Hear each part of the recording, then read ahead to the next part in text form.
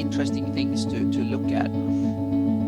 Did you find out some stuff on Nat Marsh? Because I didn't. I know not that much, but the interesting thing is that what constitute much depends on who you're talking to. Oh, okay. Well, anything is something, right? yeah. There are a few, and we have Dark Shelf is an interesting down there. Oh well, Danger and Dark Shelf Quarry. Yeah, it's close by. It's not in Nat Marsh, but it's in the general area. So yeah. Well, it sounds like it's close enough. Yeah. But Nat Marsh is interesting from a few kind of principal perspectives, so to speak, that we can talk about today.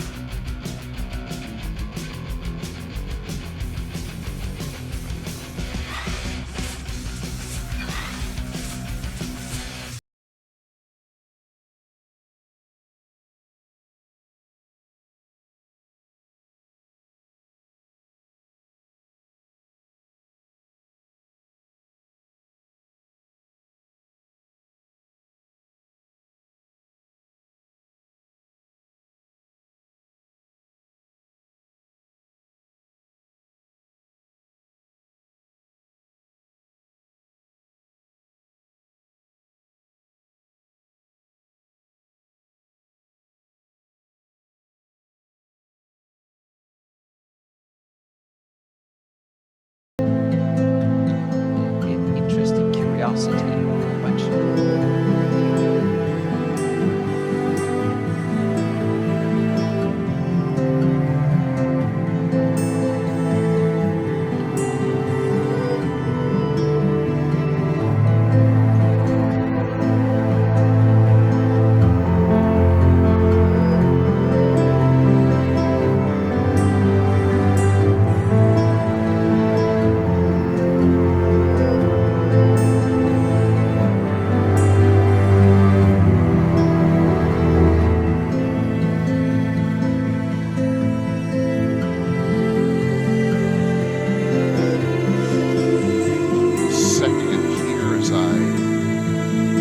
An email I gotta compile. It's always something, but we're doing okay here. Let me just add some stuff in. And that. Add that.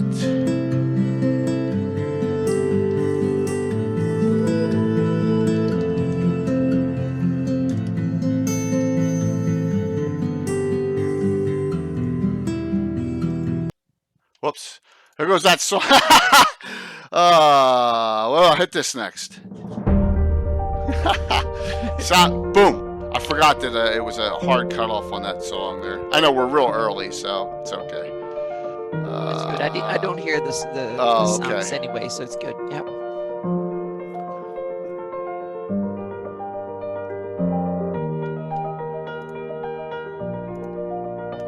Somebody's weird, okay?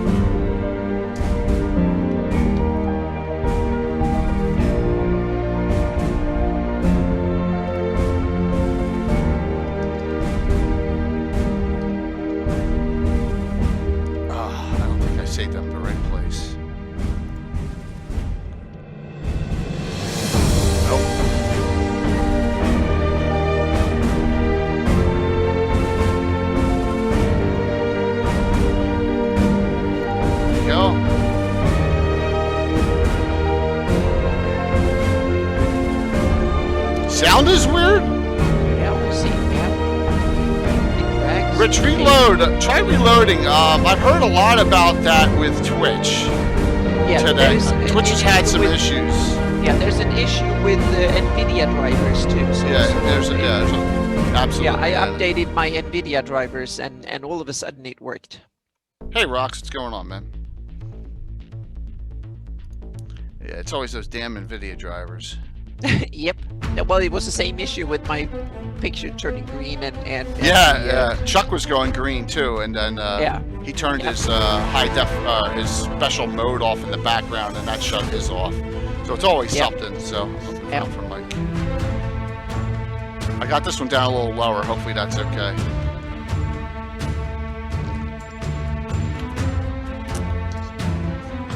What's up, Daniel? Oh my God, more snow? Jeez. Wow. Yep. They're not here, thankfully. More freaking snow. I'm sorry to hear that. Yeah. Oh, music sounds slow. Okay. Does it?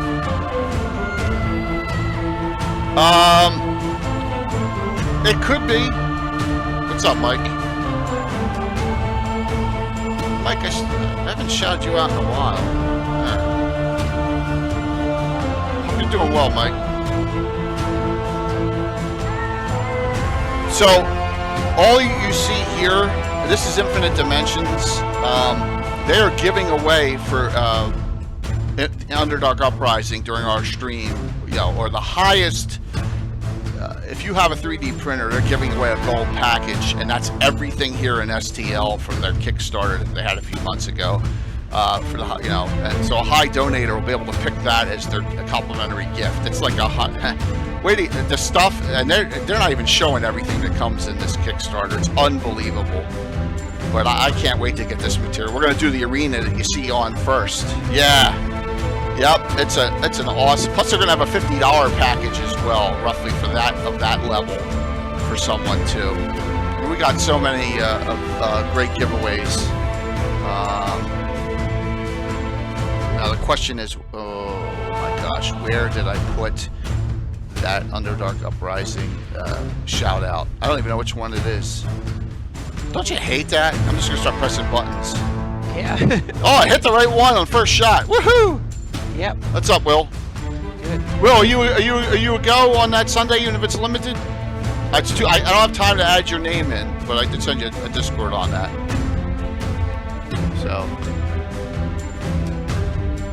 hey, Amanda. Yeah, I'm hitting up with everyone. Give me a sec here. I'm gonna hit another shout out before I switch the screen. So many Oh, awesome Jay, people in chat. bad timing. All right, so we got a second here. So I'm going to what am I going to do here? Nate Frost. Yep. Yeah, that's me. Okay. We're not on yet. That's just me. We're still waiting for Mike to come on. I'm gonna run that one more time. It's only 7:48, so I'm gonna rerun this again and then link this. I'm gonna link this because Amanda's on here. Boom.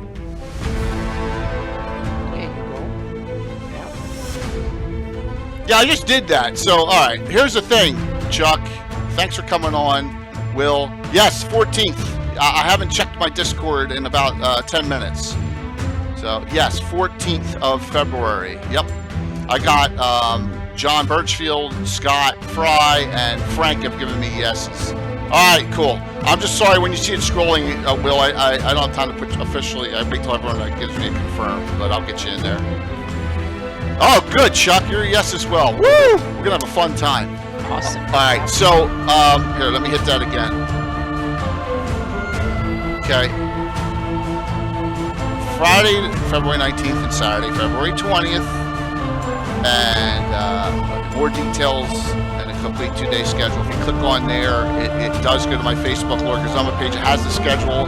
If you don't get it linked, but my Underdark Uprising button next to Now Live on the page, that should go right to the fundraiser itself. Theoretically, you could donate now if you wish, but let's, save it for the games. Our goal is 5,000. So I'll rerun this one more time. Oh, here comes Mike. Great. Maybe they did run a little bit later, so that's good. But yeah. Hello.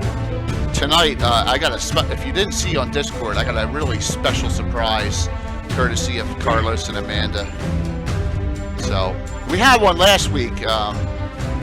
Rich won the Rich won the hard copy, which is not out yet. We don't have them yet, but they should be in soon. But tonight, I'll say this multiple times, we have giving away one sneak peek preview of the Hard Holes, the PDF tonight. So, yes, we're gonna give one away, so someone will be able to. Good, Rich. And by the way, I've coordinated it so that Rich, your copy will be signed by Carlos and me when we ship it to you. I'm gonna ship it, so you're gonna have a signed copy as requested. Yep. All right. Hi, Mike. How you doing? Yep. Awesome. Good to hear. Yep. Good to hear. Awesome. I know we're early, but that's okay. Sometimes, yeah, it's a little. Okay, Jay is missing his cues all night here on buttons. That's cool, Amanda. Whenever it comes in, I can patiently wait. But it's good that you get all the squeezing or pressing the wrong button. You get that out of the way. Yeah, I'm getting out of the way early. Yeah, the glitches and stuff.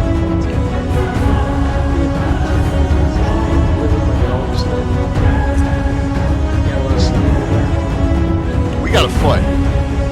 I didn't get anything like North Jersey. North Jersey got 30 inches. We got missed. You know, I had to shovel 4 times over 2 days, so. We have 70 degrees and sunshine. We had a dusting followed by cold rain. Don't you have more snow coming though, I heard? Probably. We're gonna crank this up tonight. Please, 16. Troy, I don't doubt it. I mean, I was in PA today, but I didn't go that far out. I went as far as,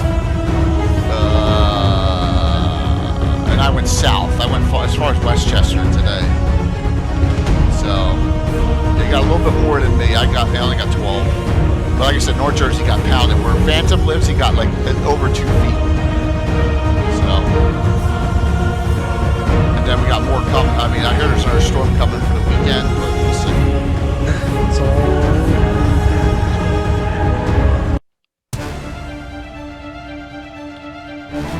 Swamps and other wastelands.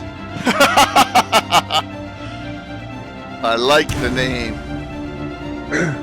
Yeah, I'm going to shoot down that theory, but I'm going to object to it in a way. Because I love the name too. I like it because it.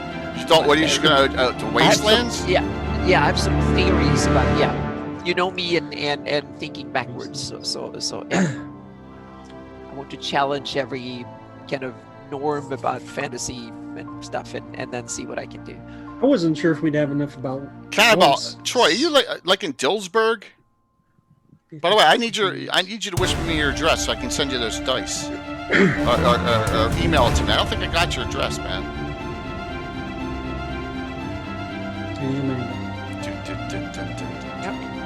Theories. Well, we got plenty of time. So I came on early, and I guess they're still on. Oh, Shippensburg. All right, cool. Got it. Isn't Montreal always coated in snow? Well, yeah, I would say so. I guess they have like a 3 month summer. Someone told me that they live near Buffalo and they barely gotten any snow at all, which is really weird. All right, we're gonna be on like 6 minutes early tonight. So, yes, tonight. That's who we got tonight.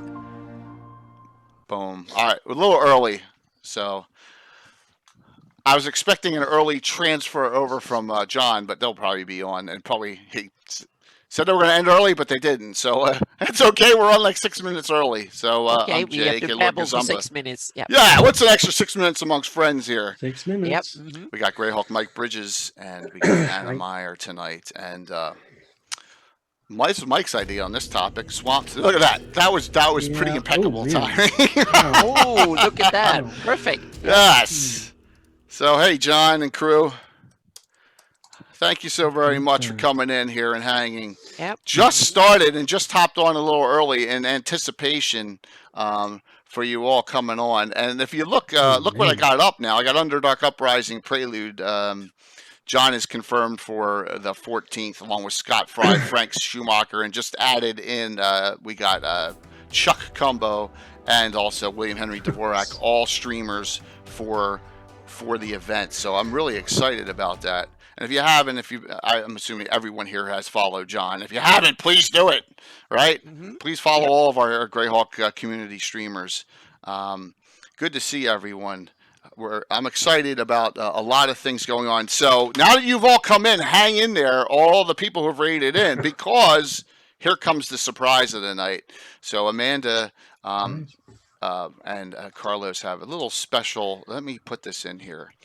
All right, I'm setting up something, and I did change the names in this, so it will work tonight. And the only caveat I ask is you got to be on at the end for this. So, hey, thanks. Thank you so very much there, Rob. Thanks for that. Rob, what was your total? Did you get 30 inches? I mean, it's insane. I'm going to hit a button for this. Here we go. All right, let's see if it works. It should. Sneak peek. So one and only one. We're giving away one and only one of this tonight. The sneak peek PDF fully done in its entirety of our Horror in the Holes by Carlos and me. All right. And it's so large I can't email it. I'll have to Dropbox it to you. And yes, and one sneak peek copy, because the full hard copies will be here, as Amanda says, within less than 2 weeks, 10 days. She should have them, and all those pre-orders will go out, and the riches from last week will go out, and I'm really excited about it. So I will give away that one copy to a lucky winner at the end, and then you can tell me what you think of it right off the bat. Wow. So yes. So going to be a fun evening tonight. Swamps and other wastelands. All right, Anna has an argument with the name. No. Well, it's just let me get this out of the way. It's the definition of what is a wasteland. I want to say what's the definition of a wasteland, so to speak. In the Greyhawk setting, it's in defined, the fantasy, it's what's left over after you've talked about everything else. Okay. So that's like Land of Black Ice, The Waste, and was Sea of Dusting in that group? I have Sea of Dust in this list. It's the only It's the only non swamp I put in a map. Or was it Dry Steppes? I can't remember. Well, I just didn't. Swamps is a very short title, so I added in other wastelands. Yeah, and I initially thought, oh well, maybe we wouldn't have enough material to cover swamps, but I don't know. There are lots of swamps, large and small, and they're interesting. We might be able to just just do swamps. Yeah. We can. I just threw it in there just to make it sound like other wastelands, because someone may bring up Dry Steppes or the Barrens. Oh yeah. Or or even the Sea of Dust, or the Bright Desert, or who knows what. But so one of the interesting other follow-up comments I want to make to my first, what is a wasteland? Because wasteland. Let's start with swamps. The swamps tend to be described in most fantasy literature as these kind of just forest and stuff, meaning scary places that people don't go to, and it's where adventures are, where monster lurks out and hangs out and stuff. And so normal decent folks don't go to swamps more than absolutely necessary. But if you go back to medieval times, swamps were some of the most productive areas, meaning the hunting was fishing, hunting, and collecting all sorts of food items and stuff and building materials, meaning reeds and stuff. So swamps were anything but wasted. They're the complete opposite. Exactly. They were central lands that were rich in all sorts of resources that we had, and a lot of cities and towns and stuff were actually built very close to swamps for that reason. and port cities and stuff, simply because that's where the resources back in the day. So I just wanted to throw that in there, that there is a, if you want to, you can kind of look at this from the opposite perspective, because when we write about fantasy games and think about it, we come from the industrial age and now even the information age. We live in cities and big communities, and swamps and dark forests and stuff tends to be scary places where we don't go unnecessary, or yeah. Yeah. It's my fault. I added no. I don't think it's a fault at all. I don't think it's a fault at all, because I think it was a great title, and it's a great way to start a discussion. And but I just think that it's important to, in order to make interesting campaigns and gameplay, to keep both thoughts in mind, so to speak, because swamps are both awesome places for monsters to hang out and adventures to be. Oh yeah. But it's also a place where I think a lot of fantasy people that live in the setting, so to speak, will go on a more or less a daily basis to pick up food, to go hunting and stuff. So you can kind of have both thoughts in mind, and that's, I think, makes swamps duly interesting from a fantasy perspective. I think it's Greyhawk has some of the best ones. You know, just they have lots of I love Mirror of Dead Men. I've gone over that multiple times, but that's but that's in Forgotten Realms. But you know, there are lots and lots of swamps. So swamps are awesome, and you know, I put in some of the adventures that take place in or around the swamps. Oh, look at that one that's up right now. But you know, so it's just spelled differently for some reason. Yeah, exactly. But you have to note that Greyhawk has a history of adventures in swamps going way back, and you know, we had to dig up a couple other things and all, but I think this discussion is going to be really interesting, just to as the amount of detail that and thought that went into these locations. And now that Anna has maps on them, I have full page maps of every location I saw with major swamps in Greyhawk. So look, one last thing. We got Bill and Master Crafter on now, Seshar Scoring. I want to show something real quick. A little sneak peek while he's on, because I know he probably won't be on the whole show, of what's coming for virtual Greyhawk Con. This is our joust table Bill's working on now. It's got, where do you see this, with banners and everything? It's going to be small, but thank you so very much, Chuck. And yeah, there you go. Sorry to cover your picks, but with the banners and everything, look, you got Keeland, Order of Ulick, you know, all those, So just some and a water bottle in the background, a pipe in this one. Banners. Yeah, this thing is 40 inches long, so he's working on this, and this is some incredible. That's the whole thing all together. Yep. So I just wanted to show that that's underway for the Grand Joust of Altamira. I am plus that's not the buildings even around it that he's going to have done. So just wanted to show that real quick. Yes, it is awesome. Thank you, Chuck Troller Games, and thank you, Blue Box. Let me hit you both with shout outs. So I'm sorry to interrupt there, but I know he's on, and I wanted to say thank you for such a wonderful job he's doing with that content.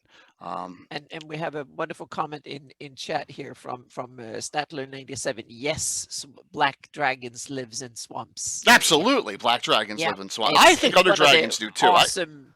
I think green do too. I don't care. They say in forests, but I think green do too. Well, a lot of swamplands are forested, so by nature, a lot of water brings a lot of big vegetation. So a lot of swampland would actually some metallic dragons too. I was wondering that there is an interesting dragon. I'm reading all the dragon magazines again, and there's an interesting dragon, the brown dragon, that is kind of a non-evil version of the green dragon that lives in forests. So it's not metallic, but it's kind of almost, Brown's orange and yellow, isn't it? What's brown? No, I don't even know how to make brown. Swamp gas, green dragon. Makes sense. Yeah. But Black Dragons is acid, so acid swamp. Yeah, I can see the disconnect there. Makes sense to some degree. Yeah. Yeah, we got a lot. I got so Nagoya. You don't have to worry about you don't have to worry about the defiled glades. I have a whole group of druids within the defiled glades in the setting. I got the defiled glades covered, man. I love them. What a wonderful area to to adventure in. All right, so this is the best thing we can do here. How do you get a look at entered in the drawing? Exclamation point.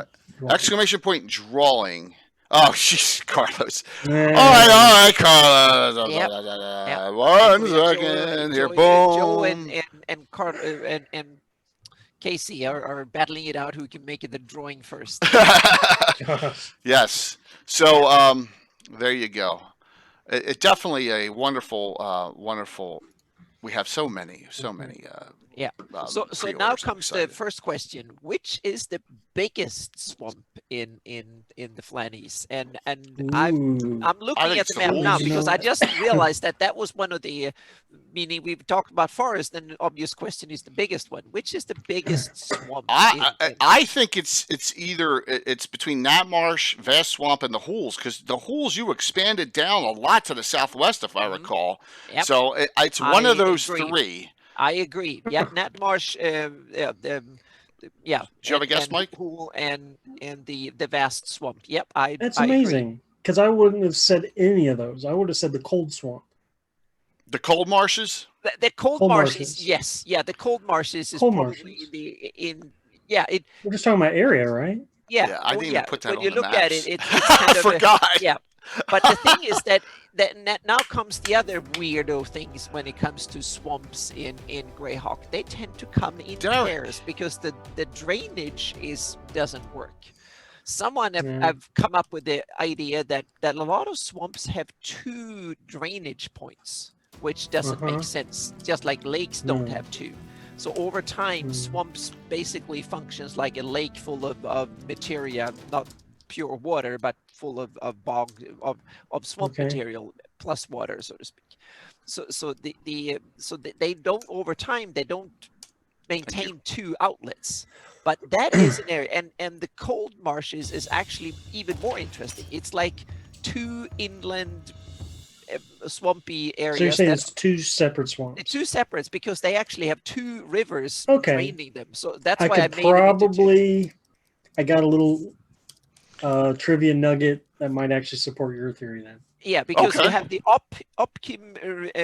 Oppikm River in the east, and then you have the Dulce in the west, and they both drain the cold marshes. So I actually and somehow maybe they just grew together. You're thinking? Yeah, kind of. There must be some if physics work the same way. Well, we know about D&D physics. We can kind of. This is so if you want to go through the cold. So if you want to go through the cold marshes, you're saying go up the middle.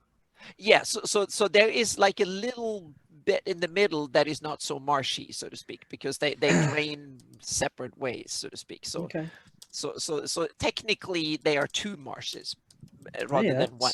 But and there's a bunch of other marshes that are the same way. Marshes. One of them, the most obvious, is the Mist Marsh in near Greyhawk. That one drains. That's big too. In Neon River and what's the other one here? I called it the Swamp River because on the maps it actually drains 2 ways. And then the other one another one that works this weird way that is kind of not normal in the real world is the Rushmores, another one of the big ones in the Greyhawk. That one drains into both the Sheldamar and the Yaman. So there are 2 main rivers that drains from the same one. So there you have it as well. So it's a kind of a map making tradition in Greyhawk to make two drainage from one swamp, so to speak.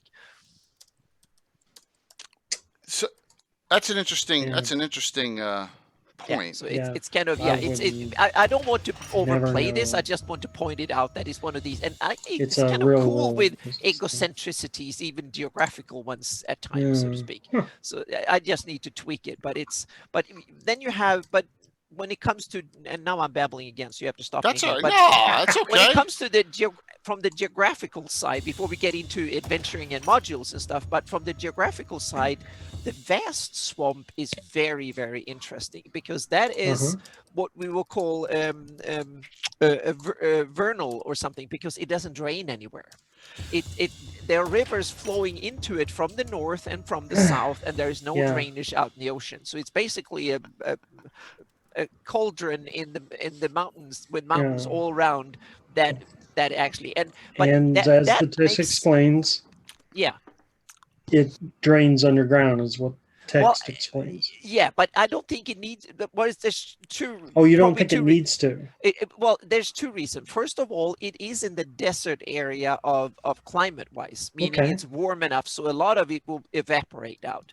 And secondly, it probably doesn't need to drain away much because it probably has connections to the ocean somehow from deep down. So it Then you can't maintains see it sea there. level, so to speak. So that's how I will Interesting. map it. I will map it at sea Hmm. level. So because if it becomes much more than sea level, then pressure will squeeze out through whatever cracks in the mountains will be there deep down, so to speak. But I can assume that there are probably no underdark under the vast swamp, so to speak, because that No, that much would be water and miserable. water around will, whatever hole there, the water will squeeze into. But that might be a wet underdark, I'm sure, but not a dry one, so to speak. Tim mentioned something about it drying up. Would that make it a salt lake eventually? No, not really, because there is so No? much fresh water coming in from every direction, and the pressure will see. be out rather than in. So I think Oh, it will okay. stay freshwater, so to speak, because you Okay. have both from the south and the north. You have fairly big rivers coming into it, so Hmm. it's probably a fresh I have freshwater a swamp. geology question. Yeah. When you All right, have here we go. ancient rock exposed from like the Jurassic era, like in northern Canada, what's that called, everyone? I know there's a geology term to that. Well, you have the basic is usually bedrock is the Yes. everyday thing, and Get it. bedrock, yeah, consists often of granite and similar Igneous. There's types another of one. minerals. The old rock. Thanks. Well, there's Yeah. another term for it that when that rock is exposed on the highest level. Because Jim Oh, okay. Segia Well, says the shield. It's a shield, right? Kane's okay. shield is a Yeah. mosaic, a bare rock of hills and falls filled with water and bog. So Okay. he's Yeah. saying that they have a lot of that Yeah. in And you have it up. Canada. Yeah, you have it up north, the same way Russia, northern Scandinavia and stuff. You have it for two reasons. First of all, the climate is very wet. There is and all year round there's very little evaporation because the sun is when the sun shines, it's not warm enough, so it doesn't evaporate much. And the layer of soil is often Granite much bedrock, thinner than bedrock. in Okay. other areas because the ice scraped off so much of it. So you have the inland ice scraped off. So valleys and stuff are these rounded things. So you have like lakes forms in the depressions here and there, and they kind of stay, so to speak. So it's kind of different. Down here, you've had rivers and stuff have flowed for millennia. Yeah. But up there, there's only 20,000 years ago since the inland ice disappeared. So that changed how the shape of the land and the drainage works very different, so to speak. All you cheerers, just note, and you should be able to cheer those new emotes that are out. We need to have Dennis Tetro on for a show because he can explain this more than I can. Yes. But, Dennis, I'm a hobbyist. Yeah. Dennis owes. Thanks. Thank you. Dennis owes me a specialty pre-show first. So okay, good. Yeah. So I'm like, Dennis, you owe me a show. I never guessed that. What? He's in specialty pre-show. He has like 15 of them made up.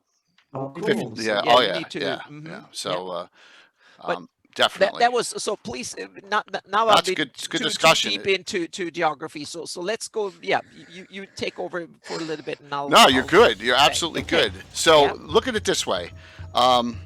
So you're saying the vast swamp is where we should start because it is one that it flows into and no out of, right? Exactly. It's this cauldron of water draining into a bowl, so to speak. Cool. Yeah. We got the hype train done. As soon as the hype train's and done, I'm going to switch it out. There's some interesting adventure thingies in there too. We have one of the most famous adventures of D&D fame. It's a good place to start, definitely. Yeah. Absolutely. But note that you have so many opportunities in a now here's the thing. I'm going to have to I can't stand this scroller. I can't scan this video scroller I have now with this. I like the old one, which I could just put whatever I wanted up. But I think I got a way to figure this out now. There we go. Okay, it's so big.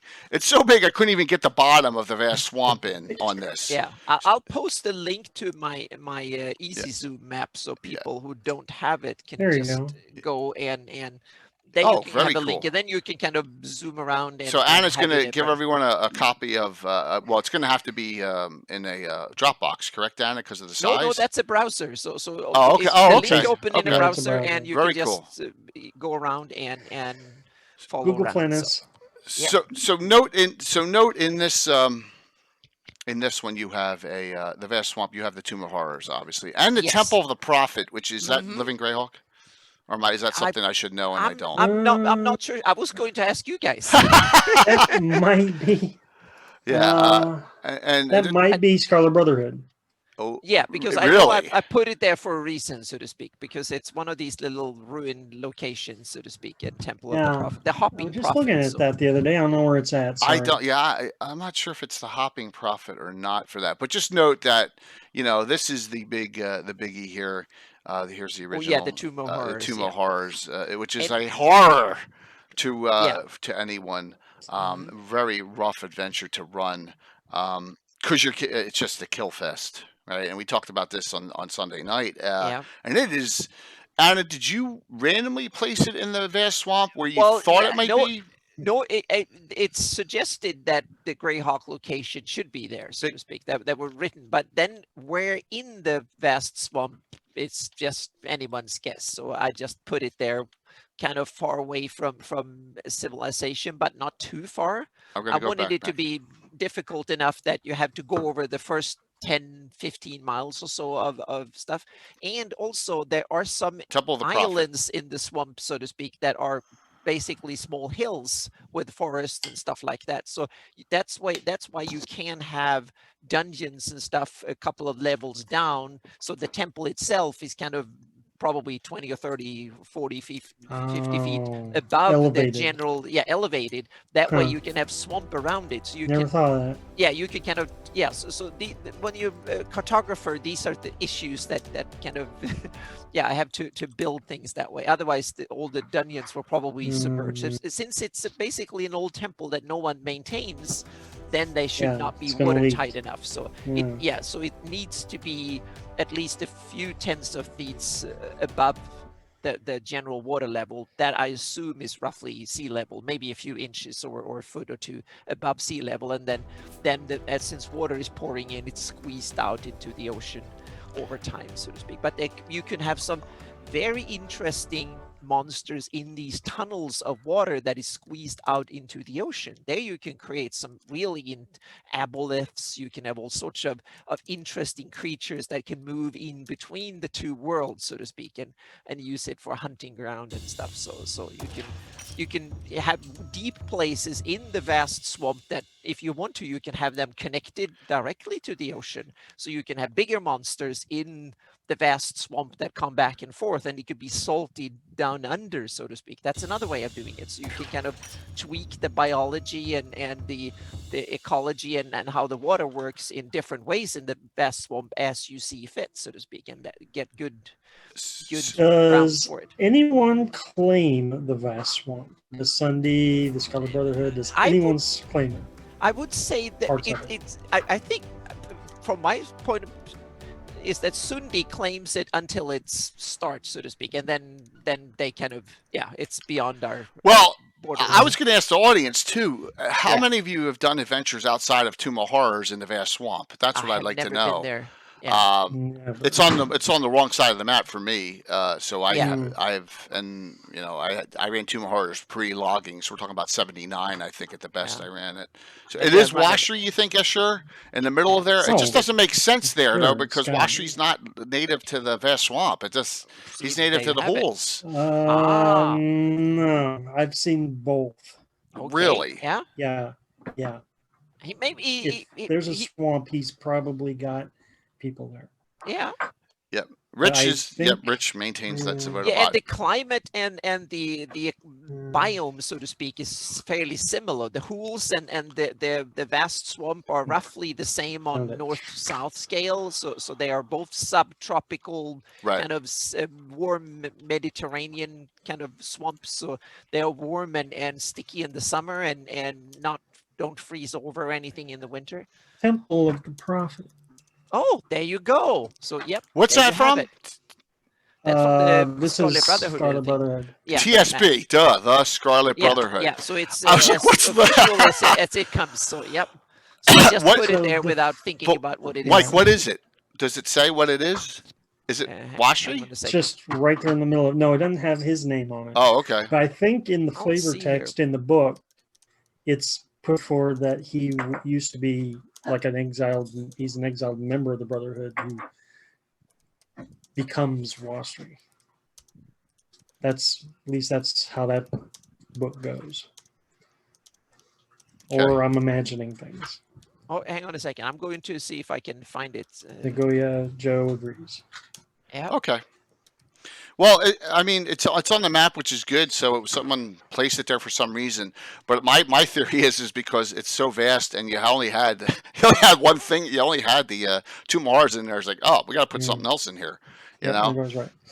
So I always assumed it too because bullywugs are part of the encounters for the vast For swamp. Tumor Horrors or no, not No, the 2 for Mars. encounter charts for vast swamp. I think bullywugs is one of the things, Hey, our man. and that's like closely associated with him.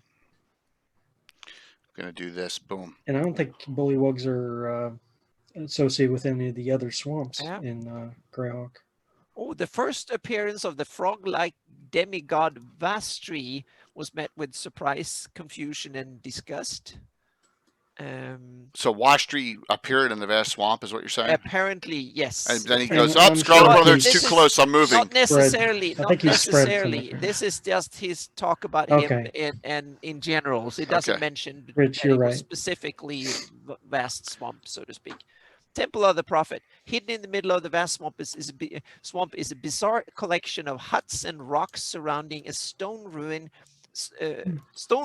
half buried in the water, home to bullywugs, grung, and other amphibious creatures. The ruin is also base of power for demigod Vastri. Yep, hammer of demi-humans. Yep. Okay. Yep. So that's what it is. There's a temple.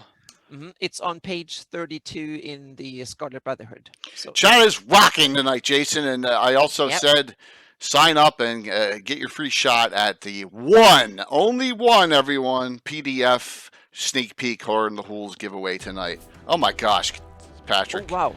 And Moose 2271. That's very interesting. Let's see. I'm reading here. Yeah. Yeah. So with regard to where it's we also have an underground development below a swamp that is dry. Okay. Yep. Very cool. And we have rivers go above ground, underground, and stuff. So Swamps can also be fed by surface water and drain underground, which may or may not come to the surface quite a distance away.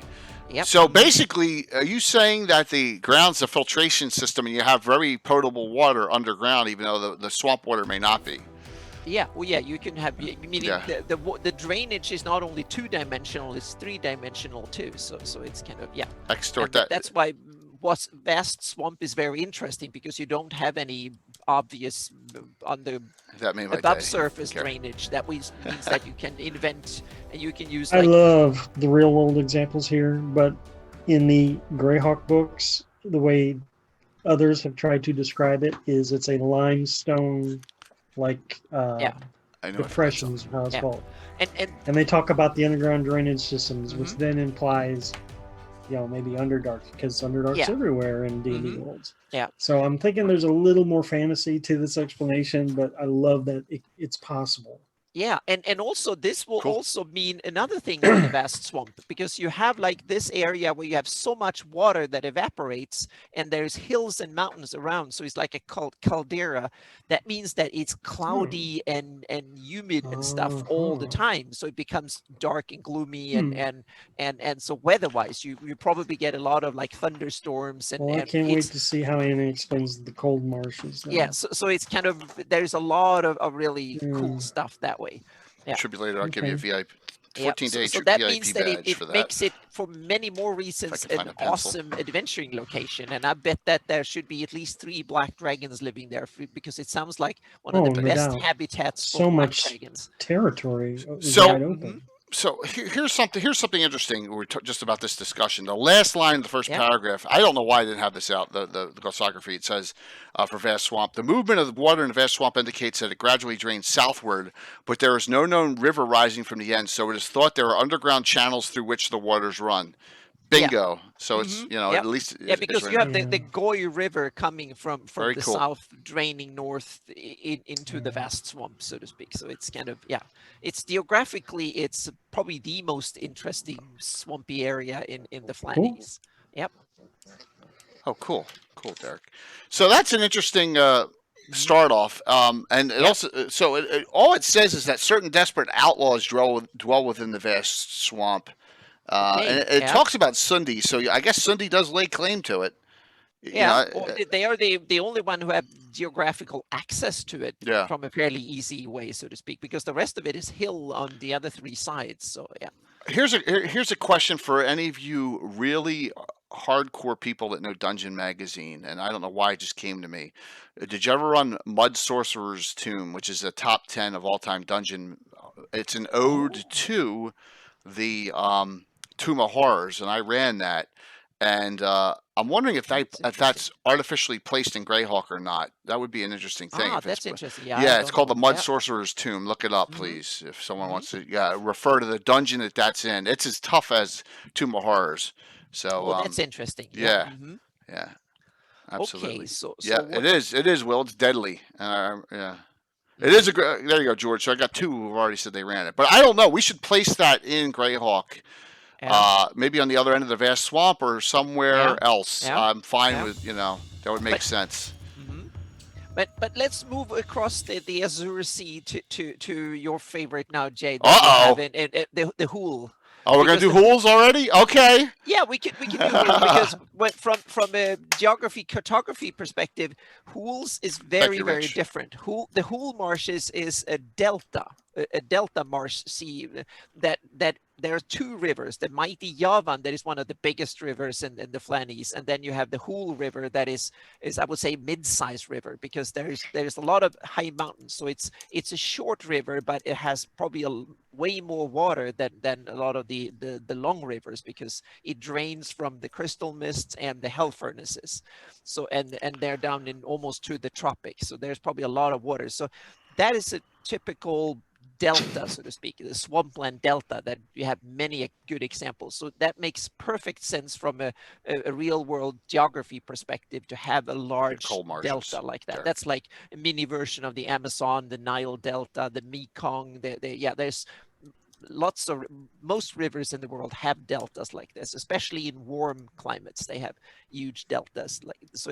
It makes perfect sense to have a large delta. That's why I enlarged it even larger because it So is this temperate or subtropical? Going to the I map would say page now that subtropical. hype train's over. Subtropical, I would say, yeah.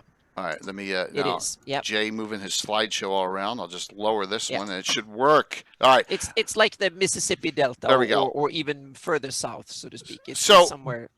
Yeah. I don't remember, Anna. Did you expand this downward? Because if I recall, it ran across and it was a different color on Darlene's map below in the Hold of the Sea Princess. Or did you expand this? Yes, yeah. I expanded a bit because there were so Okay. many talks about the Yanti tribe that was there. The West Keep was in a swampy area when they talked about the Right. Keolandish trying to get a foothold on the southern side of the Yavan in the West Keep, and the battle around that was in swamps and stuff. So Right. so and it makes sense that rivers kind of tend to flow slower and form these deltas at the end, so to speak, because they get full of mud. The rivers bring down mud, and that mud gets deposited, and then the river has to get a flow over it. That's why you get these huge deltas, because the river flow fast when they come down from the mountains, and then they bring billions of tons of sediments with them. And then when the rivers slow down on the flat areas, that sediments get deposited, and then the water piles up and have to go over the hump, so to speak. And that hump moves in. That's why these deltas are created. And so they should be kind of spread out over, especially when you have hills on the sides of them, that means that they have to kind of fill the void that is there, so to speak. So they tend to spill over into, like, the Mississippi Delta is not, it spreads towards the ocean, but it can spread in every direction. But here they have to move upriver because you have the Tors and you have the Dreadwood Hills and stuff like that. So there is not so many thousand miles to spread out, more than upriver, so to speak.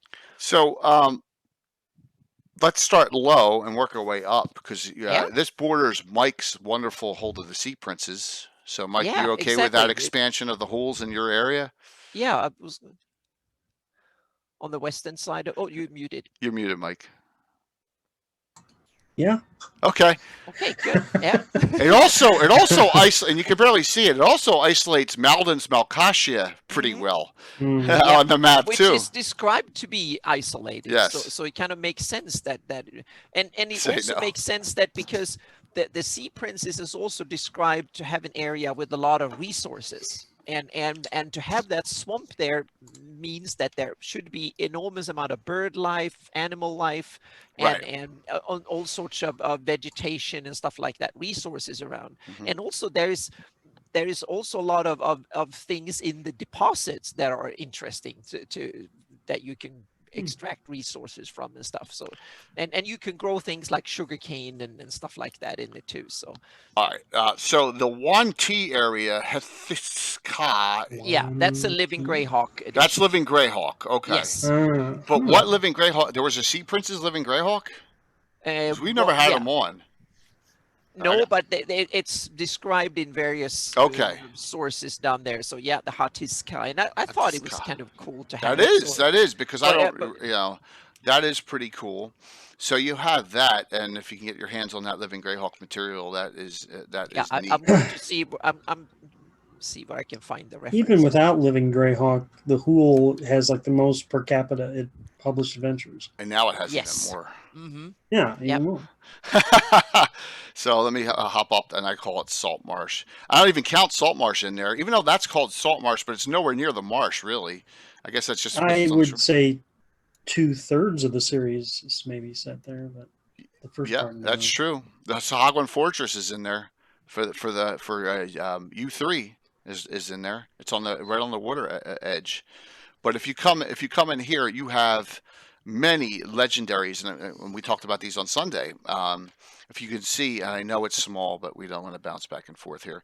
The Tomb of Sakatha in the left-hand corner. That is a fantastic. That's Tomb of the Lizard King. Fantastic adventure. Then not far from that is Baldrin's Beacon. All right, and that is that was on my wall of fame as well. And then also you have Olycus's Lair, which is the black dragon from Tomb of the Lizard King. Correct? Oh, Johnny, thank you for coming back on, man. You can always catch it in after the fact, but thank you, and thank you for the follow. So no problem, man. Just hang in. We're going over one of our favorite areas, the whole marshes. You also you have all the salt marshes in here, and now if you see not far, you have the Dun Mounds, and that's where Carlos and my adventure starts in Horror in the Hools. HUULS, everyone. So there you go. And then Salt Marsh and the whole thing. So you have a ton of content in the whole marshes. Plus, this is what I want someone to explain this, and that is thanks, Patrick, for doing that for Johnny. Why is it called the Whole Marsh Protectorate? That area Keelands overseas, because they really don't. I'm trying to figure that out. Is that a living? Go ahead. I think it's one of these things that was added in the Living Greyhawk era when they had the expansion of claims. Right. Okay, Rich. Yeah. Claims it.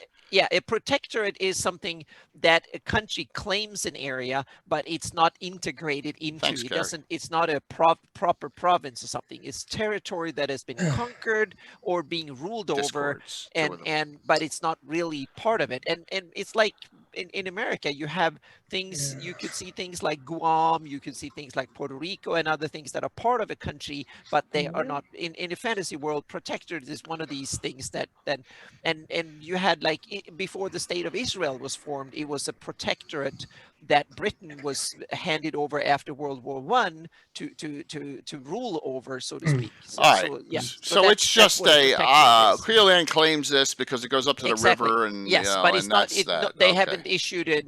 They have no nobility. There is no earl There's or a duke picture or of anyone. Sakatha, by the So way. it's straight Well, under the Kiwish king. Maybe. Yeah. So at the advent of the Living Greyhawk Gazetteer, which is the start of the Living Greyhawk campaign, I Yeah. think Keelan launched an offensive to take back Yeah. that part of the Sea Mhm. Princes. I don't know if it. I can't Isn't remember that when if they it was successful or they not. tried to conquer and make a hold of Westkeep, and they fought for No, that for years? no. This is 590, 591. Okay. This is when this is Scholar Brotherhood controlled. I think Keelan tried a second time to take it. The first time, the siege of Westkeep, is like the most disastrous battle ever, where Yeah. the king of Keelan dies and half of his army dies going through the swamp, and the siege lasted 70 minutes. Yeah. Uh, Well, but that's no, true. this is in Living Gary. Greyhawk Gazetteer. Mhm. Maybe someone can support me on that. So my question is this, and it must be due to Keelish Navy. The Viscounty of Salenmore, where Saltmarsh is way, if you count Dreadwood and you count the whole marshes, is really isolated from the rest of Keeland, but they still hold Yeah. it. Yeah. So Thanks, Rich. Probably because it's a very strategic place, meaning that Javan is one of the biggest rivers in the Flannies, meaning it's probably navigable way up north, so to speak. So control the inlet to it is probably very, Wow. very, very strategic, good location to do. That's Rich says yes. Westkeep is controlled by Keeland in the Living Greyhawk Gazetteer. See, I don't Yes. subscribe to the Living Greyhawk timeline Yep. for Sea Princes, so Mhm. Right. but I knew that the Keelan Will, tried thanks, man. again to take it. Oh yeah, I knew that. I don't remember the years, and I don't know just how remember they did reading it. about all the horrible campaign of holding it, and Certainly, they yeah. didn't do the same thing poor King Tavish did. Maybe Yeah. they Yeah. used boats this time. I don't know. It's But such a fun, active area with Mm-hmm. everything, and that's Yeah. why when Carlos and I set ours up, I was like, let's put it somewhere where there's Yeah. other stuff going on, but it'll Mhm. fit right into the storyline. Yeah. And that was kind of the thing behind it, and Yeah. I just am And excited about coastline it. is probably Whole area. also very high real estate, meaning you have fishing, you have all sorts of it transported easy. So I can totally see that Keoland wants to kind of hold on to as much coastline as possible. And when we look from Yeah. the land perspective, Viscounty of Salinmore is isolated from the rest of Keeland, but not from a perspective from the sea trade. Right. Then all of a sudden it's just down the coast from Gradsul. The weather is probably good a large part of the year. You have traffic both from the north and from the south. So to hold on to that bit is probably strategically very important, because if you have enough of pirates on the southern coast of the Yavan Bay and that outlet area, and if they lost the northern coast too, the Yavan River would be a dead end, and they could not trade in and out of the Azure Sea up the Yavan if they didn't control at least one of the coasts. So I think Red Shore and Port Torvin are two very critical outposts. So in my campaign, I would definitely, if I were king of Keeland, I will make sure that I will seize Port Torvin too, and build a strong fortress, so I control the whole of the Yavan inlet, so to speak, and all the way up, and then maintain good relations with the Yeomanry too. Do they? I don't even know if that's. I mean, I think they do roughly. Okay. Yeah, I haven't heard about any major wars or anything like that. So yeah, definitely well yeah, thought out. it makes sense. Yeah.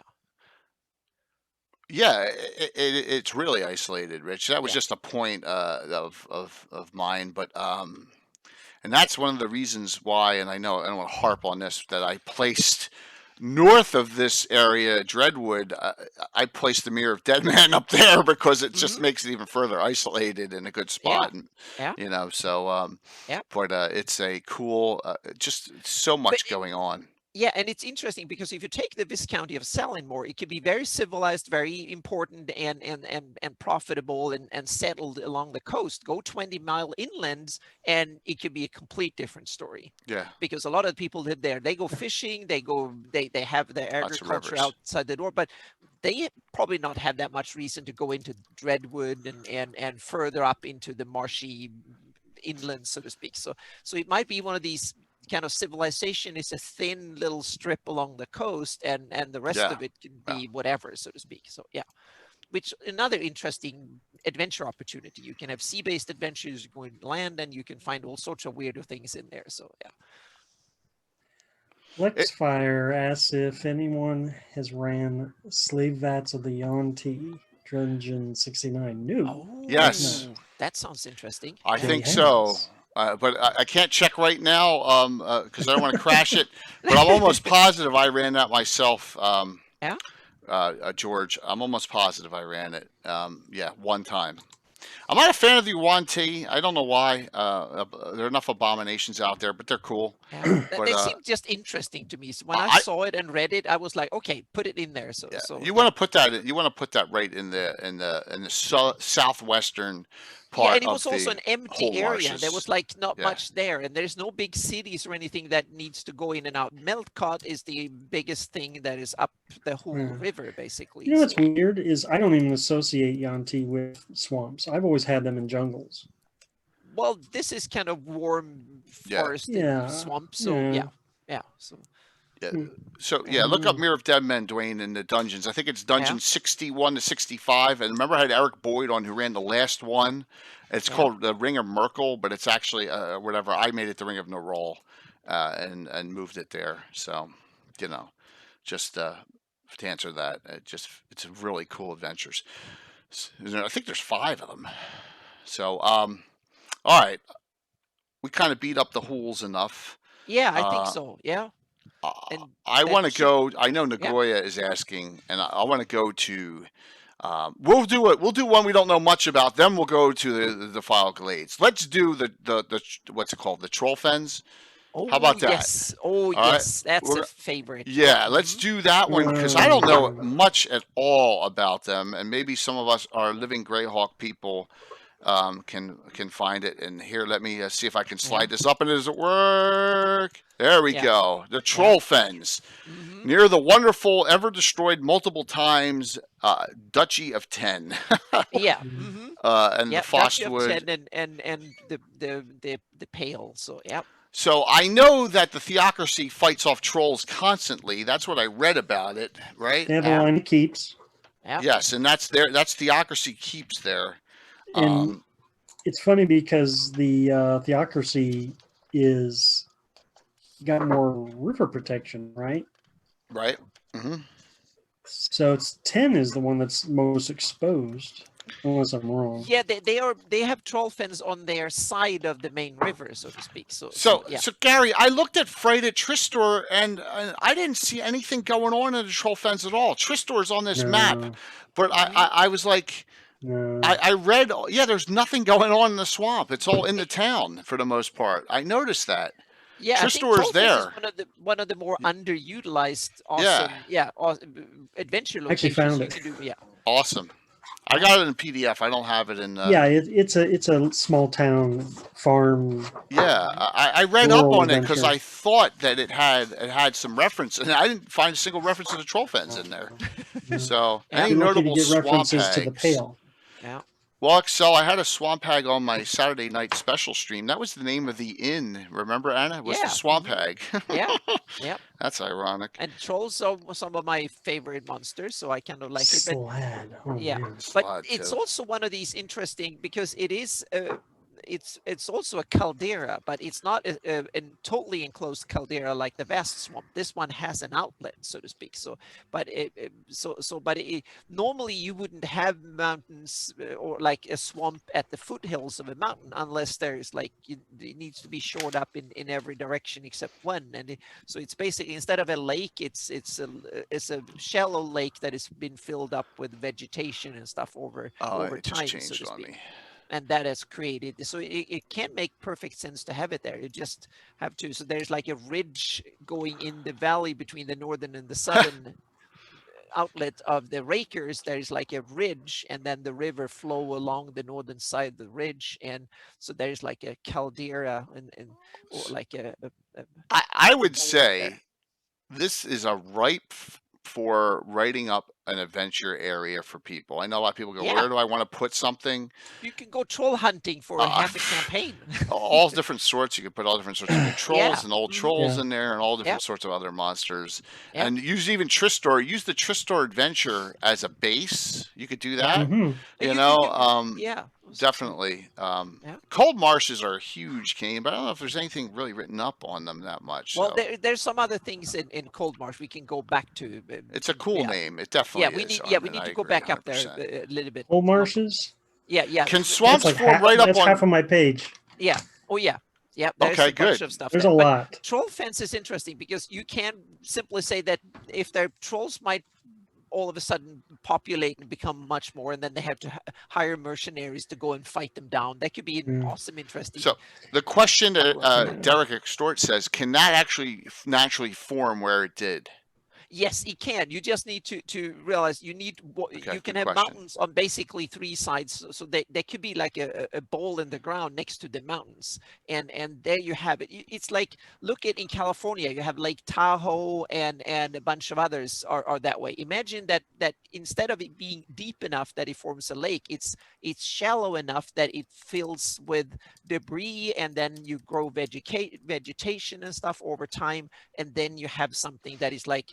So I would bet that a lot of troll fence is probably overgrown with pine trees and spruces and stuff like that. So what's the temperature like there? It's probably cold. I would say it's high up, so it's cold. It's cold temperate, so to speak. So you will have like an alpine valley or something like that. Probably an alpine valley. It freezes over to a large degree in winter. And I know the Theocracy of the Pale is always described as being cold. Exactly, and this is high up. And I wonder if that's coming from here. Yeah, so you have the water comes from up the mountain in spring and during summer, and then in the winter it freezes over, but you still, if you walk on it, you can kind of fall through the ice, and so a lot of ice and snow and big trees and like spruce and pine and related types of trees. That is the environment I imagine, so to speak, for well, here's the thing. We almost have swamp in the South Jersey where I live. It's called the Pine Barrens because it's just all sand, and the pine trees are the only thing that grows in it, and it creates bogs all over the place. And you go back four-wheeling and stuff back there. Cold version of it up in the depression between the hills or in the mountain valleys, so to speak. So yeah. I thought you were the Garden State. Some areas, but you ever heard of what a piney is? Yeah, there are pineys in the Pine Barrens, and the Jersey Devils in there too. So yes, exactly. The Jersey Devils are. Yep. Yes. So the troll fence can be a spooky, interesting, awesome. We'll get to that marsh location. So yeah. Yeah, and it's fun because it's self-explanatory. Yeah. You're going to the troll fens. Yep. And you can have, they come every spring. They might hibernate and freeze over in the winter. And then in the spring, they come or something like that. You can have, you can make something interesting. I know people stay away from Pale and 10 just because of the abuse 10 is taking and the amount of, what's the word? Directing in, it's like a one religious state in the Pale. Yeah. I mean, you don't have to have it that way. You know what I mean? Because it wasn't like that from the ashes. No, exactly. But even if you have it that way, you can still say that maybe the number of trolls, they want to hire mercenaries to go out and clear up trolls. Just Vast Swamp, Gary. It's all you missed. Go there Wolves and Vast Swamp. That's it. We're dragging this out, man. Oh yeah. Okay, so should we move up? Now we're up in the cold fence, or the troll fence is like a cold, swampy Let's area. do. Mike's got a ton of data on the cold marshes. We'll do cold marshes, then the defile glades after that. And we already mentioned. I mentioned that the weird thing is that there are technically two parts of it: one draining into the west and one to the east. So we'll get to Let's do the cold marshes. I don't have a map up for it. Sorry about that. It's at the very top, all the way across. You know. Yeah. So Mike, what do you got? What do you got on it, Mike? On the cold marshes? Everything you need to know about the cold marshes is in I Use the Evil. Yep, it's true. It's got a lot in there.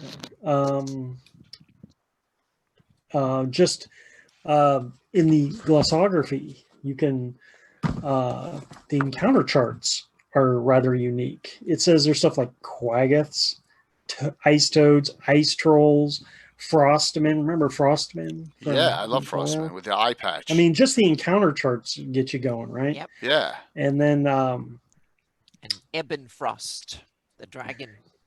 yeah, and then you start throwing in the encounter locations in Eye of the Evil, because Ayu's is like probing. Yeah. He's starting to build forts in there. So there's Yep. forts like Green Hand, Stornowayne, Troll Bar, Yep. and so there's Mist just different things Manor going on there. and stuff. So, yep. Oh, and the cold marshes are also known for the mists, right? Yep. You go through there and there's like a random chart for what kind of mists you come upon. Yep.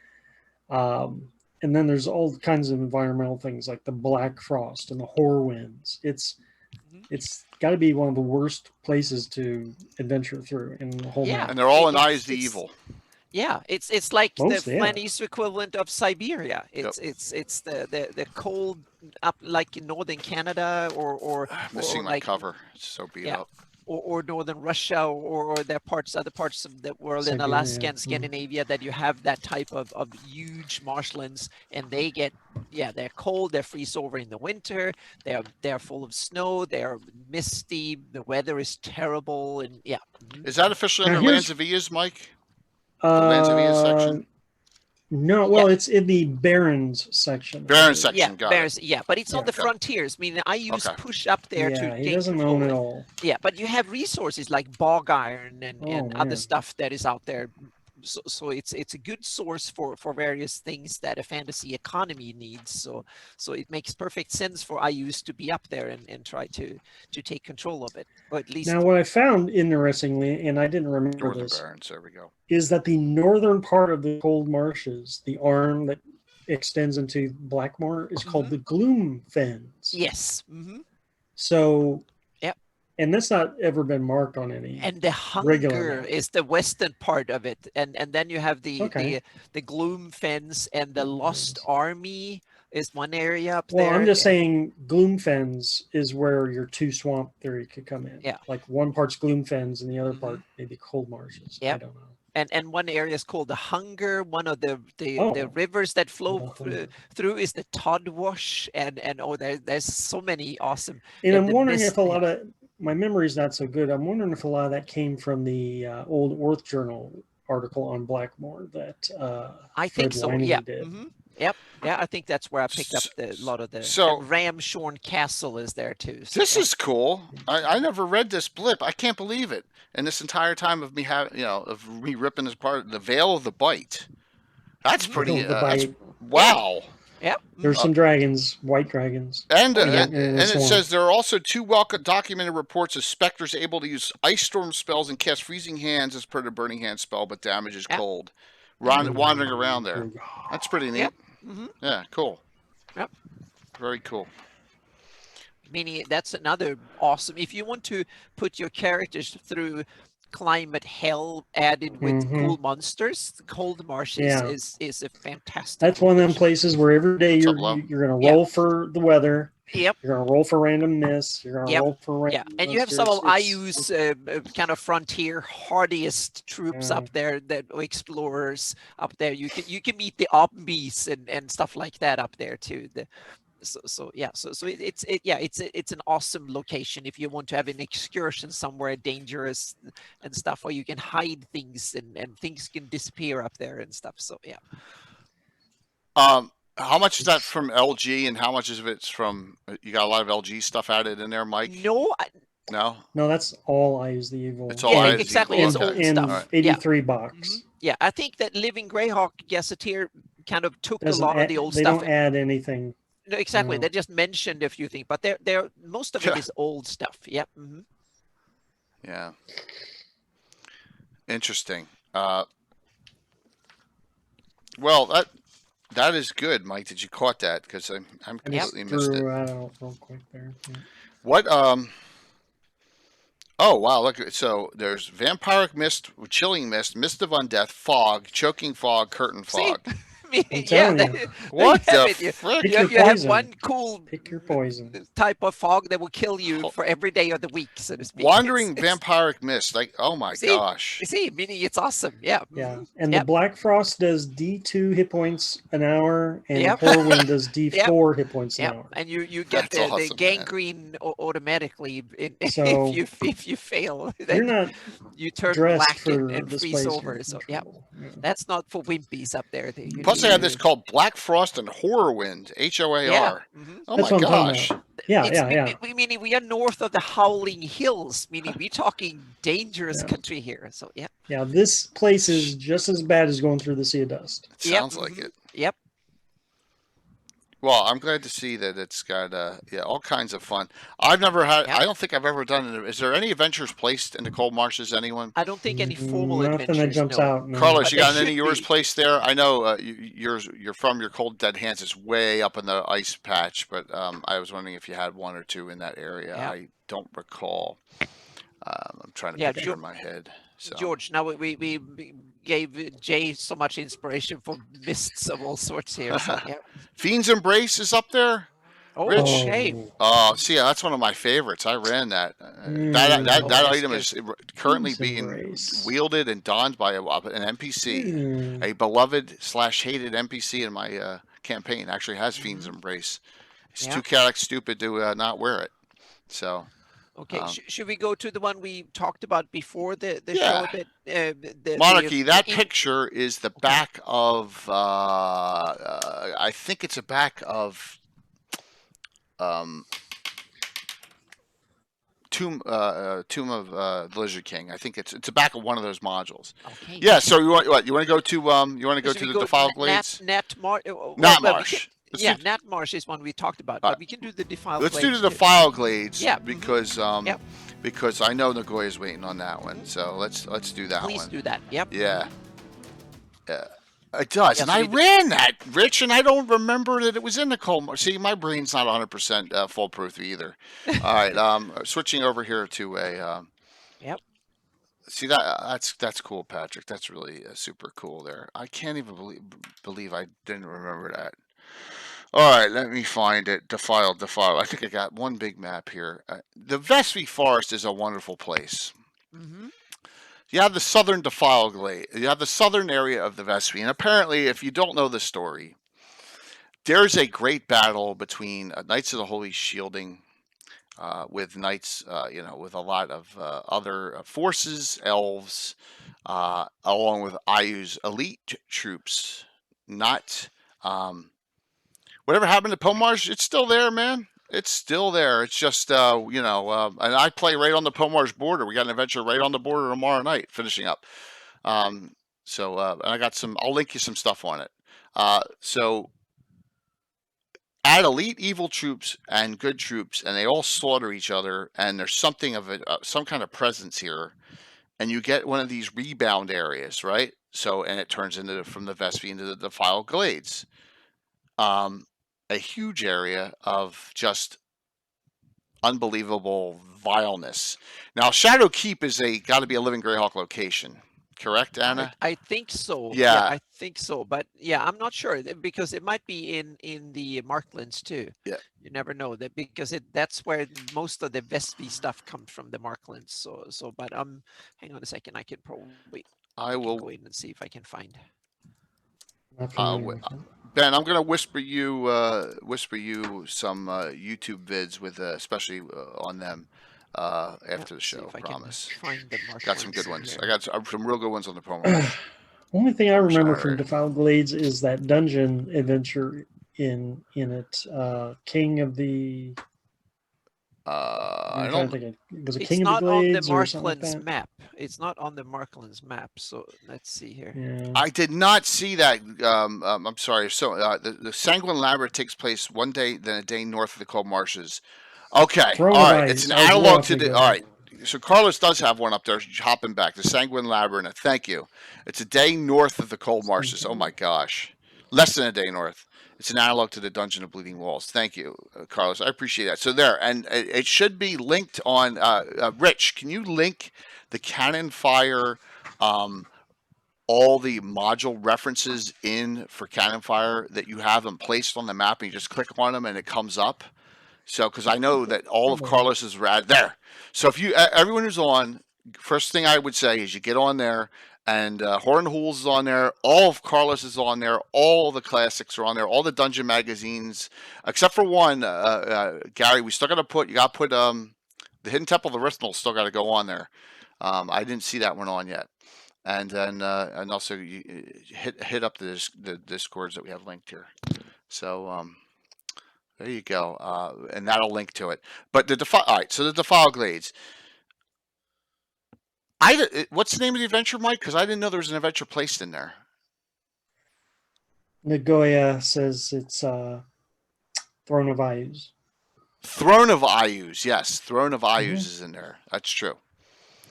That one is a super high level adventure as well. Yep. Yeah, it is. It's a dungeon magazine, correct? Yep. Yeah, I never ran it though. I ran that one. It was like a standalone adventure. It's a standalone Dungeon 118. I ran it. I gotta see what number it was. I ran that. It came out around the same time as Fiend's Embrace, I believe. In that era. Close, very close to it. Before they were doing adventure pads. What's up, Boss Luck? It's a good adventure, but it is a standalone. It is, I think, for levels, I'm guessing 8 to 12, somewhere around there. And it doesn't have much to do, as much with Ayus to do as you would think, if I recall. But I can just put in to say that Shadowkeep is from the Living Greyhawk. It's from Living Greyhawk, yeah, okay. Because Casey's awesome summary has it listed and stuff in there. So yeah, that's very cool. So I have in here, if you go to the very northern tip of the Defile Glades, I have a group of druids who are they're called the Reclaimers. Imagine that. And their druid grove is in the Defile Glades, and their attempt is to reclaim the Defile Glades back to the Vespi. And they have taken a few hundred yards around the outside of their grove and have reclaimed that, and it's now back to natural. But in how many square miles is that?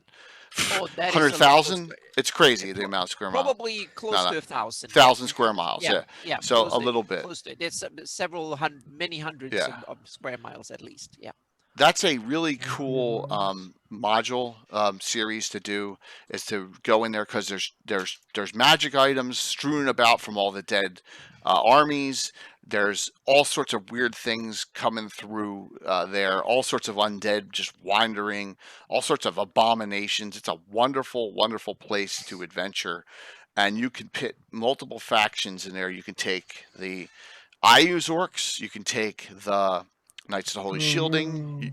You can take the Torch of Groomsh up there, which hates the Ayus Orcs. You can take the Sylvan Elves. You can take the Grey Elves from the Timeless Tree.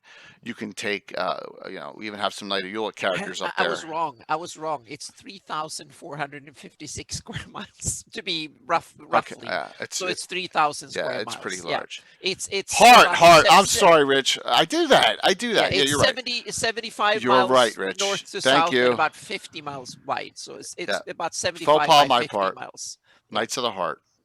You can take Knights of the Heart from Friandi and from the High Folk, both. All right, and you can have them all have at each other.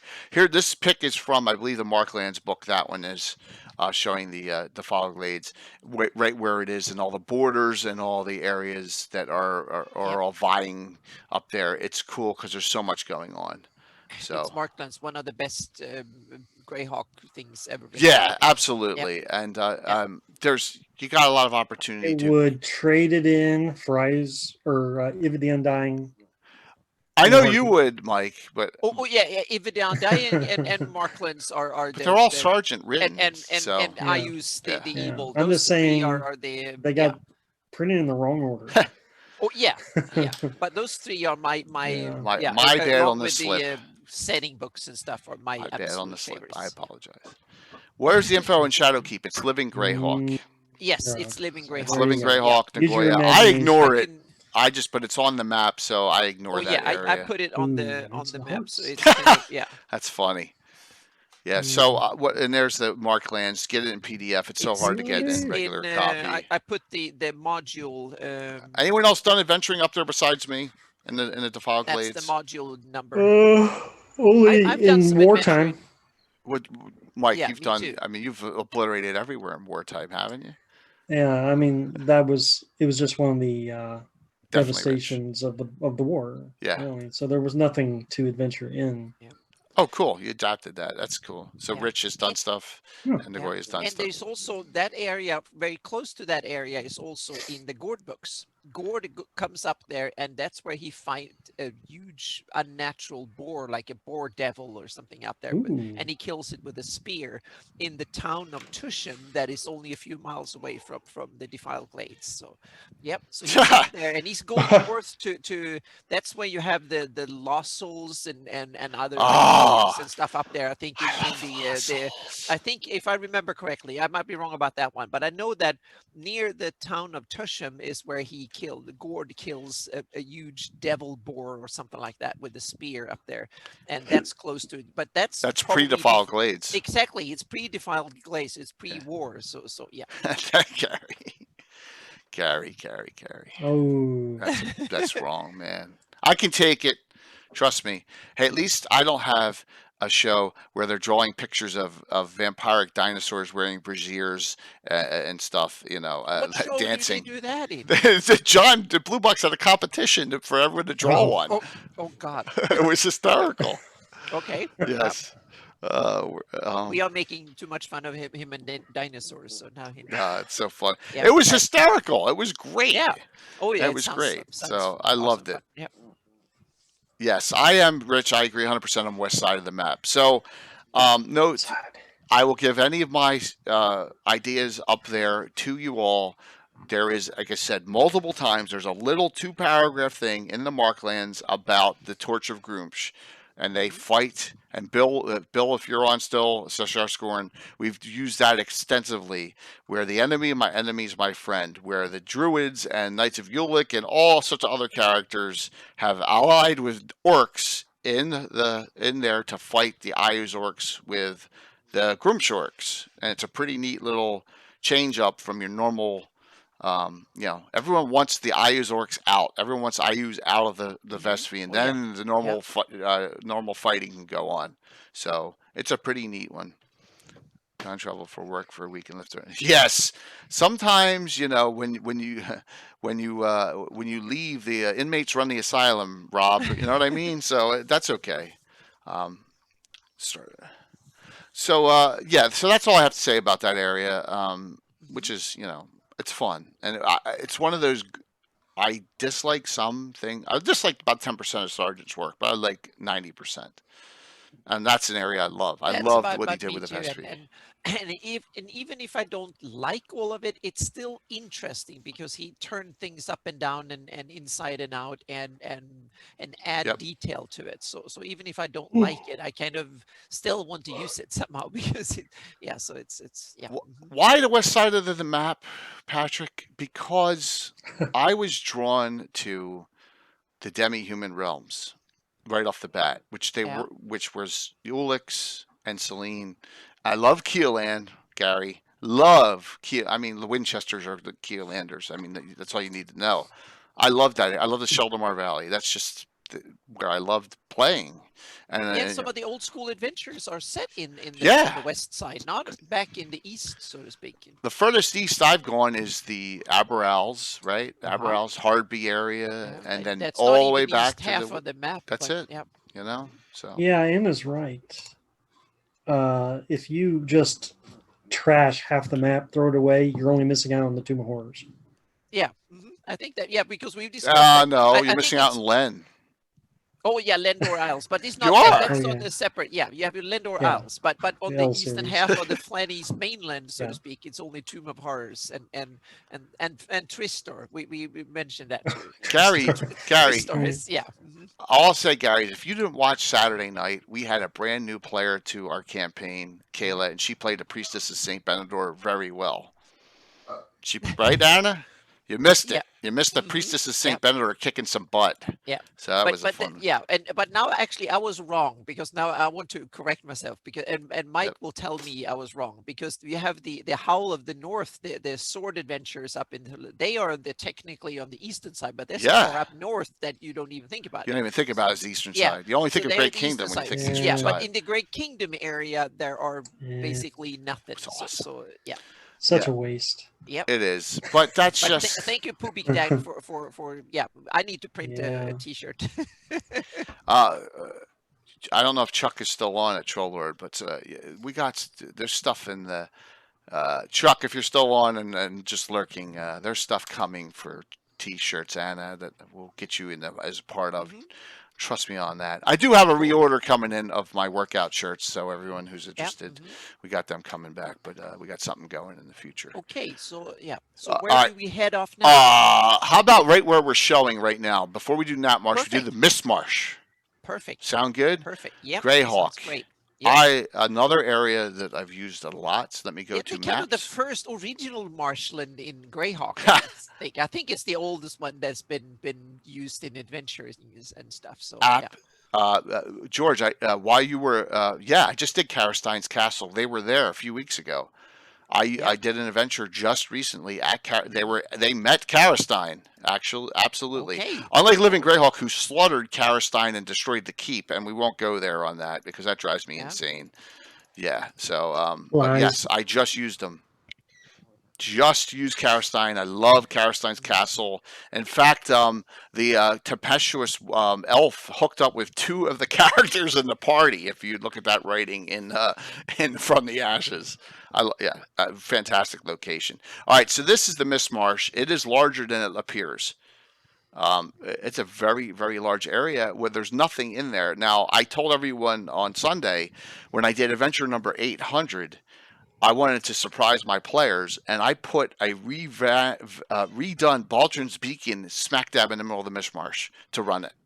Yeah. Sure. Yeah, and I think Canadian Ancient Gamer is onto something. Mistmarch reminds me of Lord of the Rings. that could be. It could be I a wouldn't be ripoff. surprised if that reference comes from there. So yeah.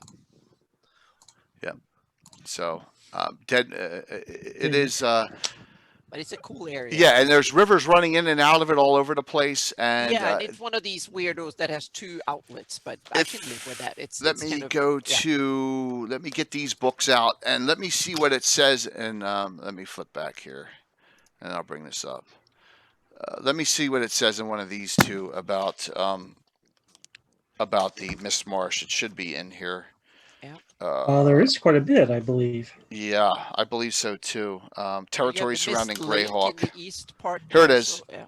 Occupying a huge bowl formed by the encircling Cairn Hills, the Mist Marsh is the source of two significant rivers. Let me see here. The Mangaroo groves dot much of the Mist Marsh. What's a Mangaroo? I don't know. I'm sorry it's for being ignorant. It's probably a mangrove, but spelled bad. Mangaroo. I don't know what worse than me. Yeah, but now we have the Mangaroo. We can kind of figure out. Yeah. The rivers might seem an attractive alternative for travelers into the swamp. However, the waters are too shallow in many places for all craft. So it doesn't talk about. It says there's mosquitoes, but it doesn't say much about the creatures within. There is an encounter table. Here's some of the things. Water buffalo. See, yeah, that would make sense if it were Will-o-wisps, cockatrices, spiders, snakes, lizardmen, ghouls, killer frogs. Everything you'd expect. Yeah, tar pit. Ew. That's interesting. Yeah. Mm-hmm. Yeah. Yeah. And that could definitely be. Yeah. Mm-hmm. If there's oil in the ground, so to speak, then there is a lair written up in here. Okay. There is an entire complex in here about there it is, a lizard man lair detailed in the Mist Marsh. We have lizard men in the Mist Marsh. Yeah, it is here. Okay. Yeah. So, and that's why I connected and I put Baldrin Speaking in there because of the lizard man connection. Mm-hmm. Yeah. And we've done a lot of adventures. We've had a lot of undead animals coming out. If you know, there's a coven of necromancers in outside of Hardby near the High Pass, and sometimes they go up there and they animate things and send them out in their way. So it kind of You probably have things like will-o-wisps. Yes, and will-o-wisps stuff. and boggarts and Yeah. all sorts of things.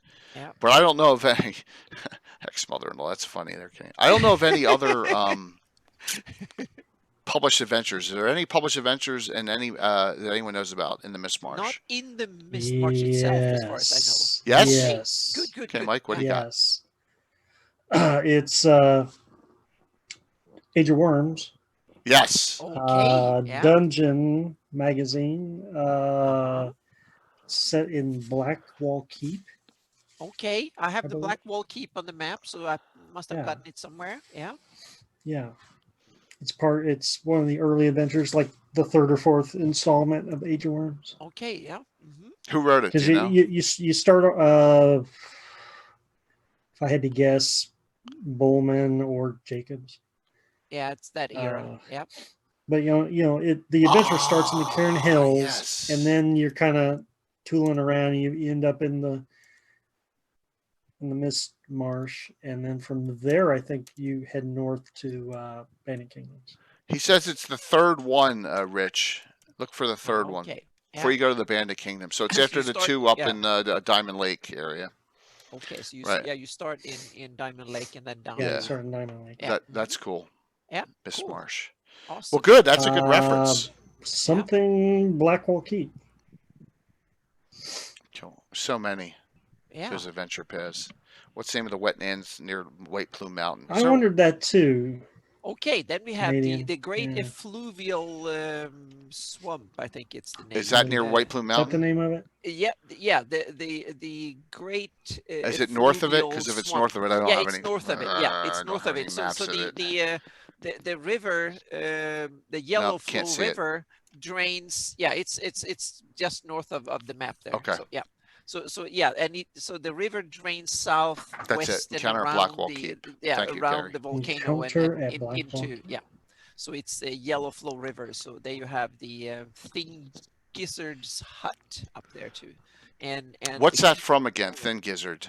Thin Gizzards. I think it's from the White Plume Mountain. It's White Plume Mountain. Yeah. It's on the map. It's on the map. Then you have Yellow Reach, Rayneld, and Bolarn are there too. I'm not sure if all of the names are from there. Might be a name or two popped in from later sources too.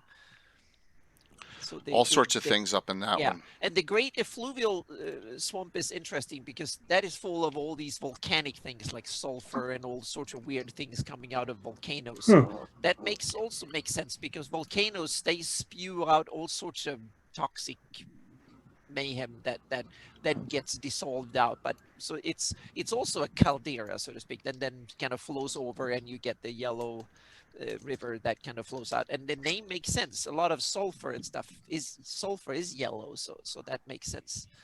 There's a lot of often yellow stuff coming out. The only volcano I've really been to is Vesuvius in Italy or on Sicily. Or Etna, Etna on Sicily. Harpies are fun. I've been up to, and there was a lot of yellow stuff in some of the craters up there. So I don't know why it just came to my mind. But, can you imagine being on that volcano in New Zealand that erupted when you were right there? Oh my gosh! I can imagine. Yeah, I've been up on Etna, and it wasn't erupting, but it was enough that there was a little bit of lava coming out and smoke and stuff, and the ground shook. And they say that was not an eruption; that was the daily life of it, and that was scary enough. And I've been to Iceland and seen, but I haven't been up on any of the volcanoes. But I've seen active volcanoes. Well, the Icelandic ones are like the ones in Hawaii. They just ooze it out, right? They're not. I've not been close to the volcanoes on Hawaii, but I've seen the volcanoes on Iceland from the air and stared down into the. But they are not open volcano that much, so to speak. Iceland is more shield volcano, so it's not an open huge crater like it is in others. Yeah, Peter Jackson threw the ring in the volcano at that point. Yeah. All right, volcanoes are fantastic. So it will be so much fun to map the White Plume Mountain, and it's one of the things I'm really looking forward to map. Yep. Oh, that's funny. Yeah. We've had multiple ex-wife jokes tonight in chat. I Oh yeah. apologize. Yeah. That's so funny. Yeah.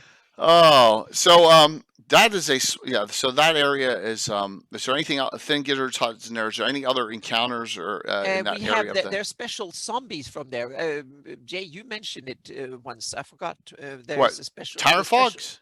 Yeah, there's a special type of zombie coming from effluvial swamps. There's a special kind of bog mummy or some undead of some sort that is special. from there. Okay. Huh. Yeah, I'm not sure I which one forgot it is, but yeah, I forgot which one it is, but there is a special undead that comes from there, and Thing Gizzard is a witch or something special that kind of Mhm. cater to these things and stuff up there. So yeah, hang on a second, I can probably tomorrow find night, by the way, we got Reaper miniature giveaways. Thing Gizzard. Anyone who can't has to depart I have there. to Google that now or look at that. So Interesting, because I love me some weird kinds of undead. Lots of weird ones. So Thing Gizzard is mentioned in Dungeon 212. So I'm going to see if I Huh. can. neat. See if I can find something there. So 212. yeah, That could have yep, been right around the 25th anniversary yeah. So yeah, for so Return. I have there is a Return to bunch White of, Plume Mountain. references. So let me look at this. I'm surmising now. Could be wrong. Oh, it's a Thing Gizzard is a hag. Yep. Yep, and that was it from there. But I have a bunch of references here, so let me just go down the list here. Yeah, I thought so. Return. Carlos, I was talking about that on Sunday, and Return to White Plume Mountain. There's a huge write-up on Thin Gizzard. There, oh, yeah, Yeah. there we go. Yep. Yep. Yep. So. And Canadian, I would consider, Sea of Dust or Wasteland, absolutely. Oh yeah. Mm-hmm. So. Thing Gizzard's hut. So here we go. Thing Gizzard. Thing Gizzard hut. Blah blah blah. We're almost there to. I got 2 left of those 4, Gary, that I've noted in maps, and we'll get those 2 done, and then we'll go to the others. Oh, it's bog mummies. I love mummies bog are from mummies. there. Bog mummies they are strangle and Yep. they're very. Yep. So, I love them. That's because I remember you talked about that, Jay, before when we mentioned this before. So, Bog mummies are great because of their special abilities, and they're very immune. Like some bog mummies are not. Bog mummies, regular mummies light up to fire, and bog mummies are kind of immune to it. Yeah. So, which is a neat thing. And the combination of hags and undeads are very kind of. I kind of like that as a yeah. I really like that combination. Sounds very. Or how about witches and undead like Saturday? Yeah, witches, but the hags are a form of witches to me that are more extreme, so to speak.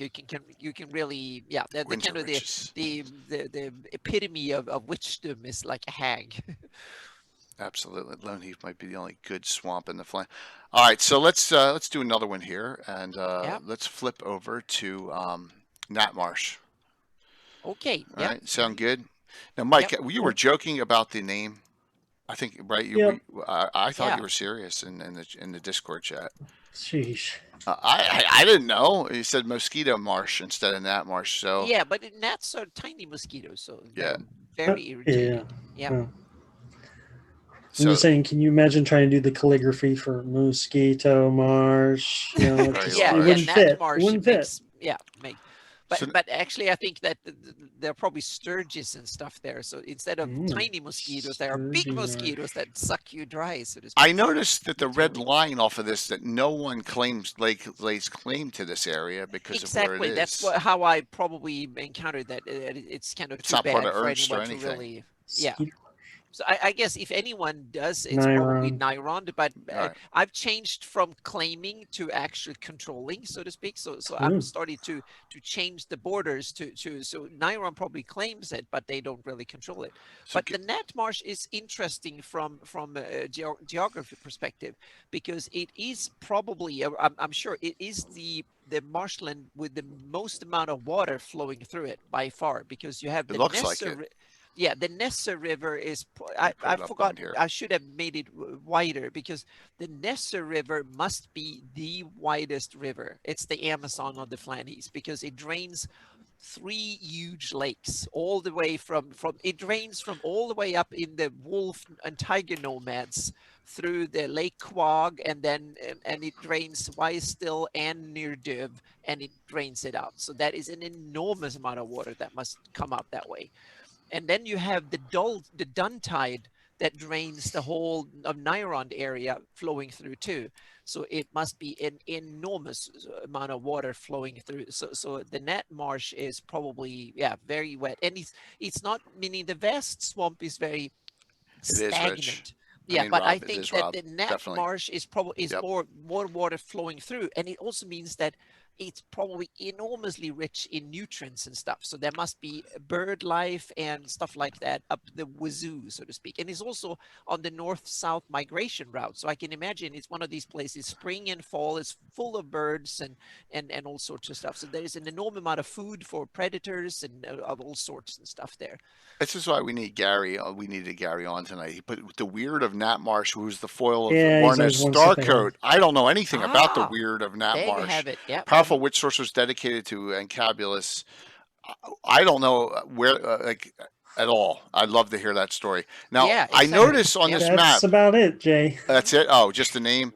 Look at Yeah. this map here. There are something towers. Something I can't read that. C something towers over here to the northwest of Nat Marsh.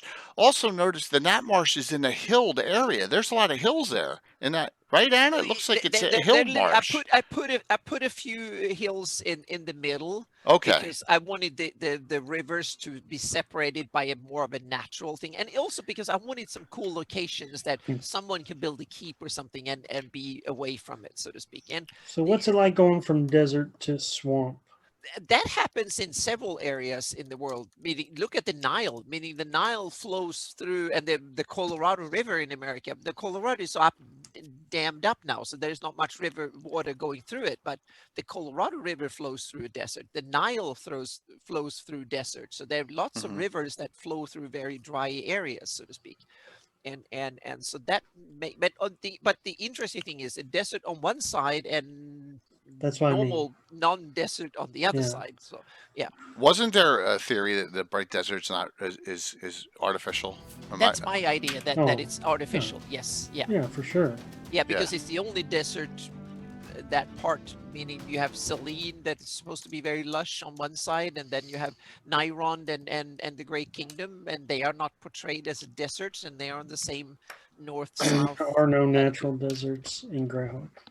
No, they're all kind of created one way or the other. Yeah, that's kind of except for the northwest of the Paynims and stuff, right? The Paynims, isn't that desert?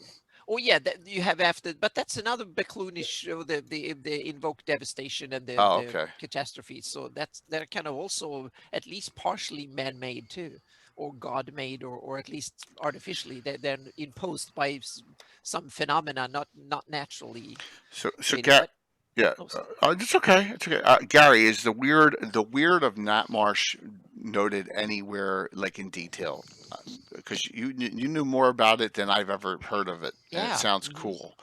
And also, does anyone else? I know Danger Dark Shelf Quarry is not far from here. Does anyone else have adventured in this area or done some ideas in this area? I know, Nagoya, you wanted to talk about it. Wasn't there like 4? Didn't you find references to 4 Living Greyhawk adventures, Anna, in this that just mentioned in that marsh? Oh, hang on a second. Oh yeah, there's a couple of mention in. There's 4 different ones. Yep. Okay.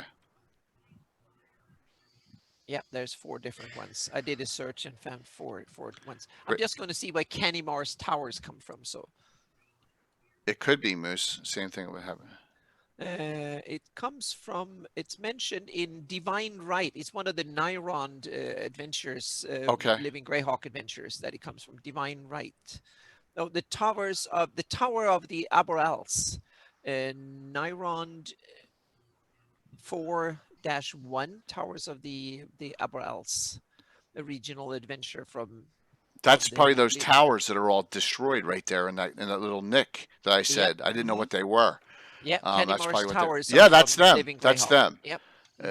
So that adventure is right there. You can barely see them. Canamar, there's like at least 3 that look like they're destroyed there. Yeah.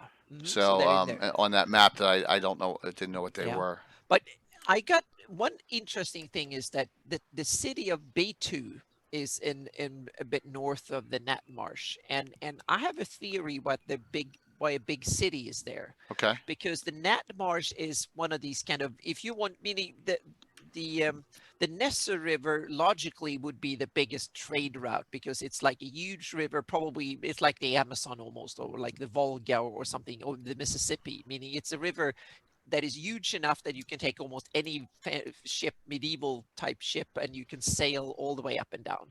But the problem is that the Nash Marsh, the river goes like serpentine forever, and you can kind of almost get lost, and it's kind of difficult. So my take is that Beitu is a city, meaning, but the Duntide is much straighter, much easier to go, and it goes closer to civilization. So you can actually take things from the Nesser and load them over to the Duntide, and so my campaign, they're building a canal through Beitu that so you can actually reach between the two rivers, and all of a sudden you can go on the river system from Nirdiv all the way up into Nyrond and stuff, and that opens up waterways north, right, east and west. So that's one of the Sheesh. areas that I've singled out for canals, so to speak, just north of and it's kind of flat land, and it's about 40 miles you need to so they can kind of start thinking about it. They haven't built it yet, but it's one of these projects that Nyron, the king, is kind of interested in, because that will connect the Nyron and the Ernst waterway Okay. really well, so to speak. Excellent. And south. Yep. All right. Let's go to Yep. another I had one. something to throw in on Nat Marsh. Apologies. Let's do that. Go for it. Yeah. On, I think it was in the LGG, it mentions that swamp folk that live in the Nat Marsh live on floating, like flat bottom boats and all that and stuff. And I'm wondering, are they Renee? That sounds very plausible to me. First of all, it's a very They don't wet call them marsh. Renee, they just call them swamp folk. But Yeah, it's the but same that might be setup. the local name for Rennie. Yeah, and it Yeah, also makes yeah. sense because they will have access to the Nirdiv and that Yeah. area where we know the Rennies are frequent, so to speak. So there is Yeah. an easy connection down to the net marsh. So it makes perfect sense from that. And also since it is a marsh that is so full of a lot of flowing water, so to have barges and stuff going through, it's probably very it's very suitable. The opposite from the a lot of the other swamps that are probably overgrown with forests and stuff I like say that. no. Okay. I say no because I don't see Rennie as swamp folk at all. I see So these they're just people regular as Nyrondese. I see these people as swamp people from like the TV show on the History Channel, Swamp People. Okay. That's what I Yeah. see. Yeah. I see Mhm. indigenous Yeah. people that's how they live. I don't see Yeah. Rennie because they're on barges. That's just my Okay. opinion. I Yeah. could be wrong, but I think it's a Oh, yeah. naturally Yeah. Mhm.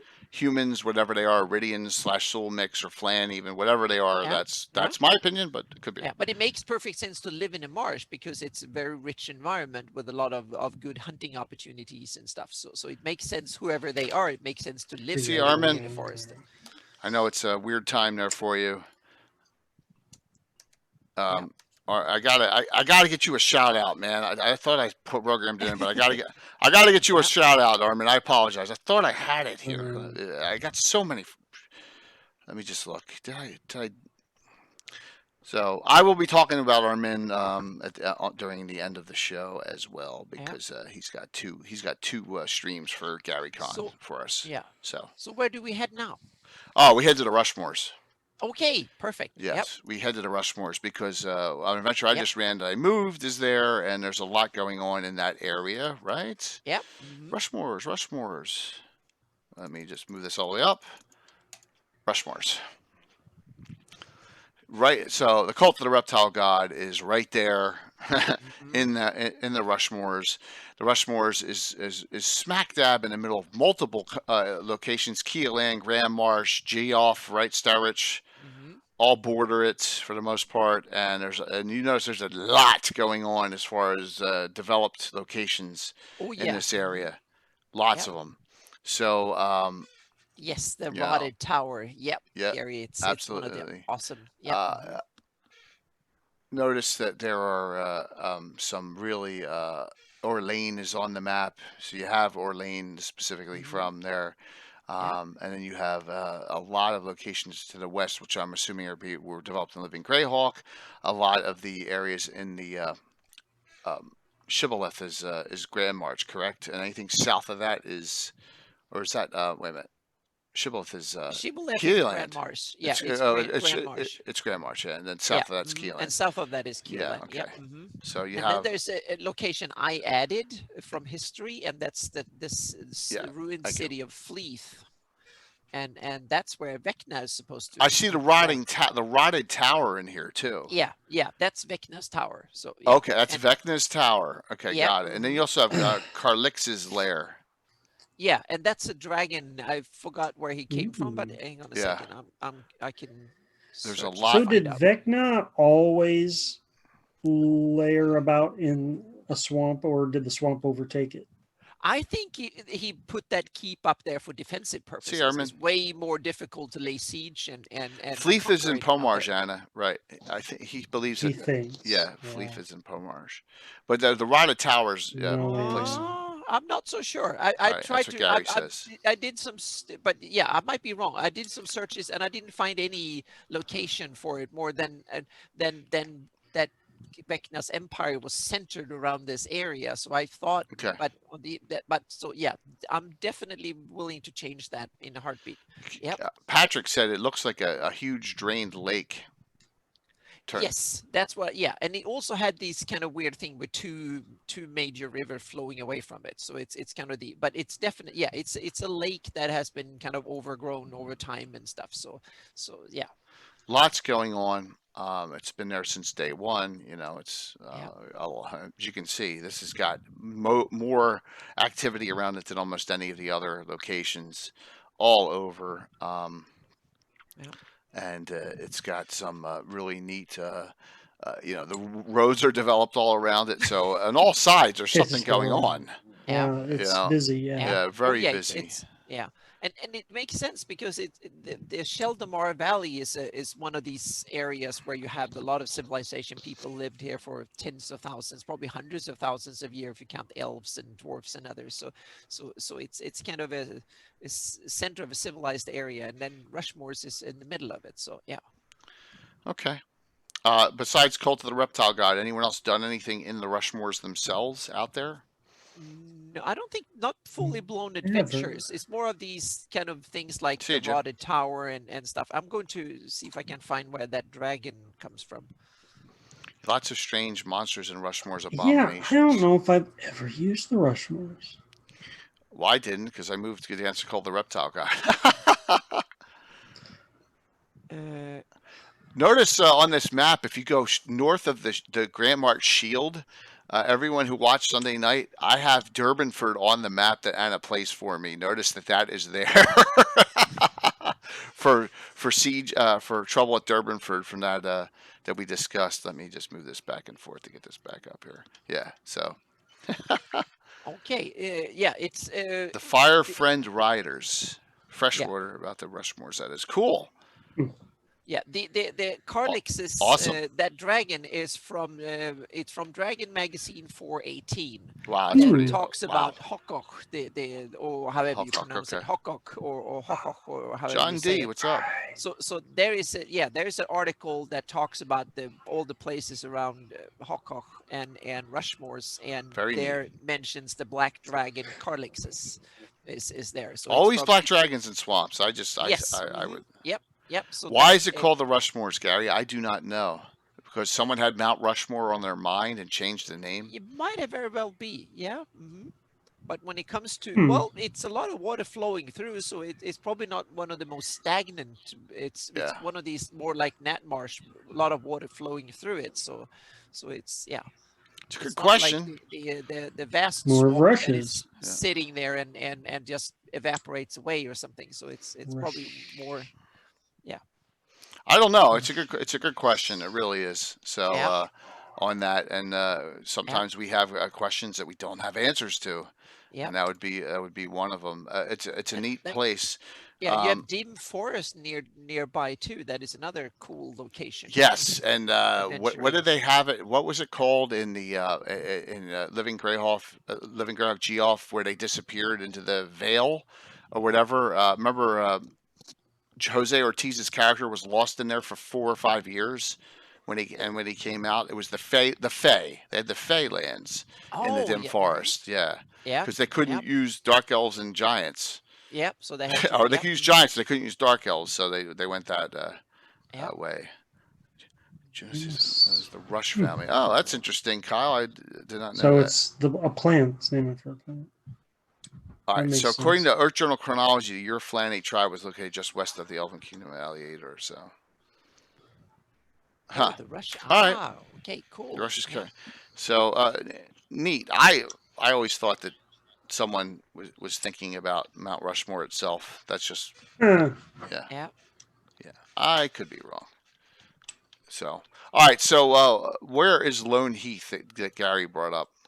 Lone Heath is very interesting. It's in the east. Heath. It's now we're talking Great Kingdom again. It's Okay. it's east of the Grandwood Forest. It's just north of Rel Astra. I may have it. Yeah, and it's one of these Maybe. interesting because it's almost coastal. It's but Is the it? river Oh, flows is away from the coast. is Yeah, it? there you have it. You I have got it it in the there. corner a little Yeah, bit, you have it right? in the corner. So you I have see most it. of Yeah, right there a Yeah. little bit. I don't think I have a better map than this. Yeah, so it's the headwaters of the Mika River, and I do. it's a few miles away from the coast. And I thought that's ridiculous. That doesn't happen in the real world. There we And go. then I started to look at the map, and I since I do mapping, I'm trying to study a lot I of know. real world geography. And if you look at the cities of Sao Paulo and Rio de Janeiro, you have exactly that. The Ah, rivers don't flow into they actually start, and they're lakes and swamplands a few miles inland from the city, and there you have an equivalent, geographical equivalent oh in the wow. real world to this. Huh. So yeah, so it's actually so things like that happens So from this time is to a time. good guy enclave, is what everyone's saying. Yeah, it would basically be the Yeah. safest swamp on the map. Yeah, that's probably very true because you have Grandwood and stuff, and it's away from, and you have probably a coast that it's both climatically it's very good. It's like warm temperate. It's not too hot, not too cold, and and you're away from a lot of things. So yeah, So and not many humanoids or anything seems to hang out there either. So yeah, Robin Hood types. yeah, I'm you have I'm going to woodsy and reference. Let's see yeah. if Sorry, go anyone ahead. can remember this movie. That he was they lived in the swamp in the reeded area, and that was the original Alfred the Great, which Gandalf, the actor, he was in that, and he was a young guy in it. And Yeah, Alfred, when he was the Bandit King trying to yeah, take the Danes out, all the bandits, they all lived in the swamp to try and yeah. and they You would have come that out of in the swamp and attack the the Danes. yeah, the Yeah. BBC and Netflix did a new series, a new version of it in the series. What's it called? Kingdom something. Oh, about Alfred Kingdom. the Great. Yeah, Oh, yeah. cool. Oh yeah, yeah. They made it's like 3-4 seasons. I think it's on Netflix now. It's an awesome series. The Last Yeah. Kingdom. I think that's Yeah, something. exactly. The Last That Kingdom. was the Yes, Last Kingdom. exactly. Okay. The Last Kingdom. Yeah, and they depict that when Alfred and when they hide out in the swamp. So Yeah. yeah. Mhm. Yeah, absolutely. So, Yeah, so Lone Heath is interesting that way, and I thought it was ridiculous until I studied enough geography and realized, okay. oh, it's not. There are actually real places like the Lone Heath. Maybe the name is a bit weird. Heath, is that actually a swampy land? I I don't don't know. know. I get heath. I get The like book says it's a swamp scrubland. okay, yeah, that Okay. makes sense. That's what I tried to depict on the map. But I thought the heath. I have more like in England. You have like Cool. the moors or the Hmm. bottom moor and stuff. Heath. They have the lone heath and they have heaths, and that's more like dry hills up with just sage and things on it. But yeah, but yeah. But sometimes names are cooler than they are accurate, so to speak. They're more cool. Here's a fun misprint. So in preparing for this, I was looking at the Living Greyhawk Gazetteer, and the entry for Lone Heath says that it's on the east side of the Adri Forest. Oh, okay. There you have it. Well, it's technically on the east side of the Adri too, but it's more east side of the Grandwood. Well, Yeah. I'm paraphrasing, but it made it Yeah. sound like it's next to the. Yeah. So they meant they put the wrong forest in there. So yeah. Who has used this area for venturing? Anyone in chat? No, I had never been that far. Well, you know I haven't. So Yeah. No, I haven't. Just in wars. Yeah, I've been to Just the west, worst. just west of the Grandwood, but I never made it east of the Grandwood. I never made it into the Grandwood either, actually. So yeah. Cool. Gary, you mentioned one other one that I did not cover. We did not cover. Yeah, I that forget was the name of that one. What was the last one that you put in that list that we did not cover? We got to all the other ones. I'd love to see a map of Relastra. Has anyone done a map of the city of Relastra itself? yes, yeah, there was one guy who made a real cool looking map of Rel Astra. So Paliso he talked. Marsh. That's it, Yeah, Excel. The yes, Paliso. exactly. That was the one I wanted to talk about because that's another one that is different from all the other ones we talked about. Where's that located? It's on the northeast coast of Hepmona Land. Oh, shoo. Yeah, Okay. and I and may that have one is Hepmona different Land. from all the other ones Kozlok, because this is one cannon fire. it's a saltwater marsh. So all the other ones have been river or lakes or something like that. This is a piece of coastland that is kind of marshy. So it's more like there is What side is it on? The northeast, south? northeast south. All right, let me see if I have it. South. Yeah, It's not and so it's there. kind of Oh, I there's see it. That's it, yeah. isn't it? So it's part of it. There are similar ones in Northern Australia. There are similar Okay. ones in South America, and there are Okay. other ones. And they're usually mangrove, and they're parts in Africa, on the African East Coast Mangrove. and stuff. Yeah, exactly. A lot of mangrove trees and stuff. So and it's also due to tidal ones, meaning when you have a low tide, you will have lakes and marshlands that are Cool. filling up with fresh water. And when the tide comes in, it becomes salt water that flushes Oh. the whole thing. And you have these kind of mangrove trees that grows with their stilted roots so they can stay kind of safe from tidals. So it's a very different environment from the other swamps that are inland lake kind of things that are just full of vegetation and stuff. Yeah. Black dragons everywhere. I say Oh, yeah, greens too. correct. I say greens is my. Oh yeah, those definitely, blacks. because this is like jungle with a lot of water in it. So definitely you can have black, green, and a whole bunch, and also a very productive environment. Lots of fish, lots of birds, you can have crocodiles and stuff like that. It would be perfect, like the big saltwater crocodile. This would be prime territory to find animals like that. Like you have the big salty crocs in Australia, for instance. So African Nile crocodiles in similar environments, and in caimans in South America and stuff. So this is crocodile country. It's and stuff. So it's very lots of huge fish and various things. And you can have Gary's both right. There's freshwater, ships saltwater. stuck there too. Oh yeah, because Oh, is that where the what do you call it is? No, I think this is totally separate from that. What's that called The again? jungle of lost ships. Jungle of Lost Ships. I'm Yeah, thinking I think of the that's completely Sagresso. separate. Is that what I'm Yeah. thinking That's in the old Jet Sea. Yeah. Okay. But it makes sense that you have a lot of ships because it's an area that shifts so often. So even if you're a captain that have sailed that often, That's it, Lunchas. Thank you. yeah. So it's probably very difficult. You have a lot of sand and mud and stuff that change over from time to time. So yeah. Sinister Secret of Salt Marsh is the original is fantastic. Yes, the whole series is great, and Yeah. if you're a 5e person, Yeah. there's no problem. Yeah, There's or- no reason not to get Ghosts of Salt Marsh. Exactly. None at all. It's they good. spruced up all the old stuff and put in some extra rules and stuff in there. So it's Yeah, good. Yeah. the big Sargasso thing is really cool, and I know my buddy Dungeon Meister has pictures, and his buddy Jean-Luc Belvaux has pictures of the Sargasso and them stuck in it, and it's really cool. Yeah. I was thinking of doing something like that in equivalency to that down the road. Yeah. Because now everyone's busting my balls about not running X1 after Sunday night, right? Even Gary. Because I've never run it. All right, I'd never run X1, but there we go. There go with the vampire stuff. I thought I'd get through at least maybe 1/3 of a show without talking about the vampires. So, X1's is nice in theory, but it's long. I would run White Plume Mountain or Salt Marsh 10 times over that. Oh. Yeah. Hex exploration is Can be takes tedious. a dedicated type of gamer. And it's tough to. Well, I'm not bitching, but it's tough for me to do that on my table. Oh, yeah. Each square foot area is 100 miles. Yeah. Yeah. So Savage Tides is great. Yeah.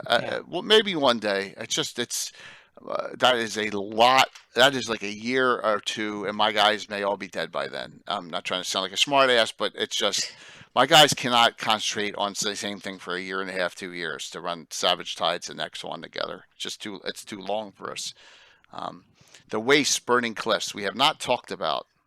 No, that's an interesting one too. Yeah, That we can. it's We have. We got a couple minutes, so we can talk. We'll sure. throw that one in at the end. The Waste and Burning Cliffs. So Yep. Now we go way up in the far north. back up to Ius, right? Way north of that. Yep. We are on the north coast now. We are east of Blackmore. Really far north. We have the wastes and the burning cliffs. So yeah. And it's interesting because there are burning cliffs in the real world, meaning there are places where natural gas and then, but you don't find them so often really far north. That there are some other interesting anecdotes too, but in the real world you have them in the Caucasus region and in Iran and stuff. You have natural gas popping out of mountains, and the fire have been burning for probably thousands of years. Gates to the elemental plane of fire. Yeah, exactly. That's what you have in fantasy world. But you also have methane coming out of cold marshes. So I should have mentioned that in cold marsh you have methane coming out, especially in the para elemental plane of methane. Yeah, so you can have fires in the cold marshes in the winter to scare off players and stuff that you can surprise them with. And even in the real world, you have methane coming out of swamps, and especially in the winter when you have ice over it, the methane lays under it. If you crack the ice, you can actually turn it on fire, and you get like that's real too, right? Yeah, that's real. Exactly. Yeah, absolutely. That happens. Yep, that happens in the real. But burning cliffs is. Since it's the cliffs that are supposed to be burning, it sounds to me more like you have natural gas, or if it were real world. But in a fantasy, exactly, you have, like Mike said, you have connections to the plane of fire that are there for some reason, and you can make interesting connections with it. Very cool. Yeah. Oh, see now, Carlos and Rich are going at it with the Firelands. So it's yeah. I've seen it for about 10 seconds once, which is really cool.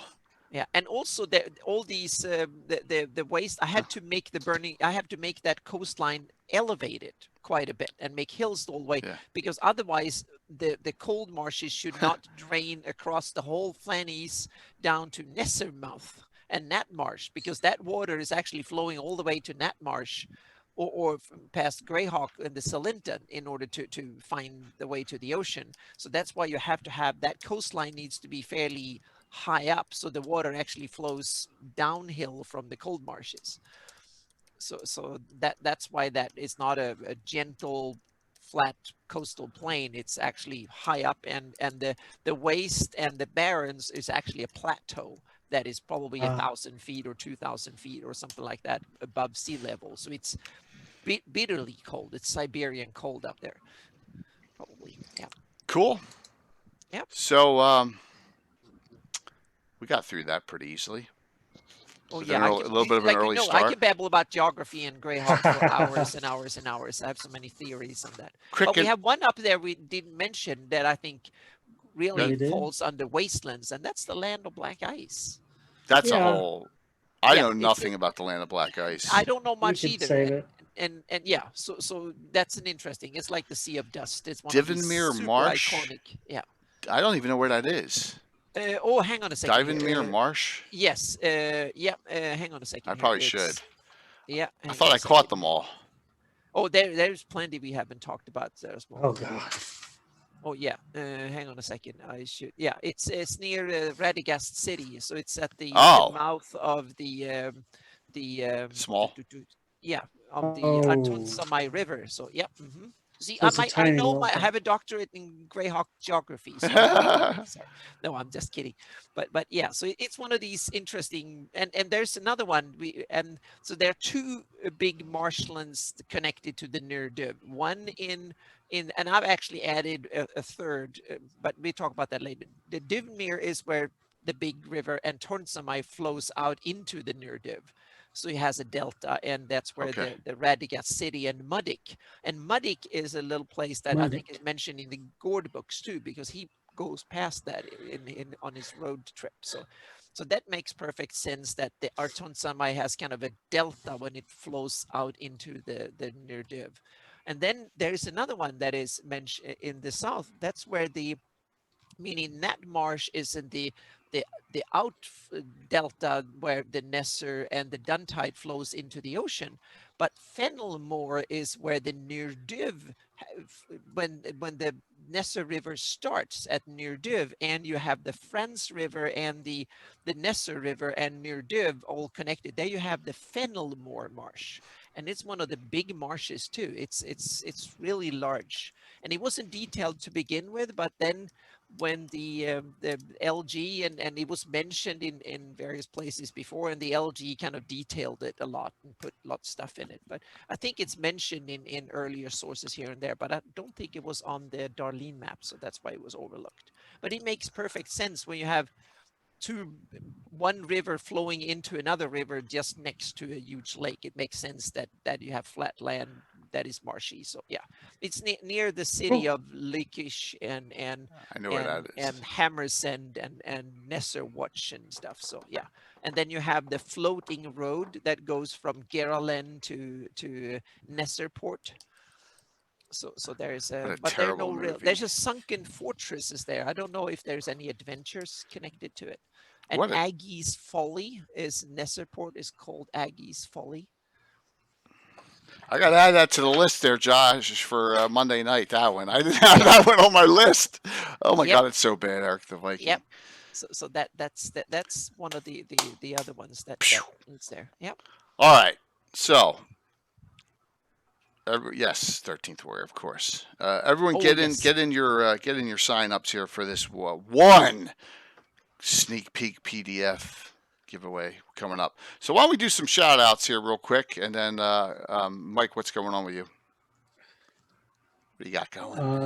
Over on Greyhawkery, read about the 4 magic keys adult. Oh, absolutely. That was my 985th post. See, almost 1,000. Almost Wow. 1,000. Great. wow. That's awesome.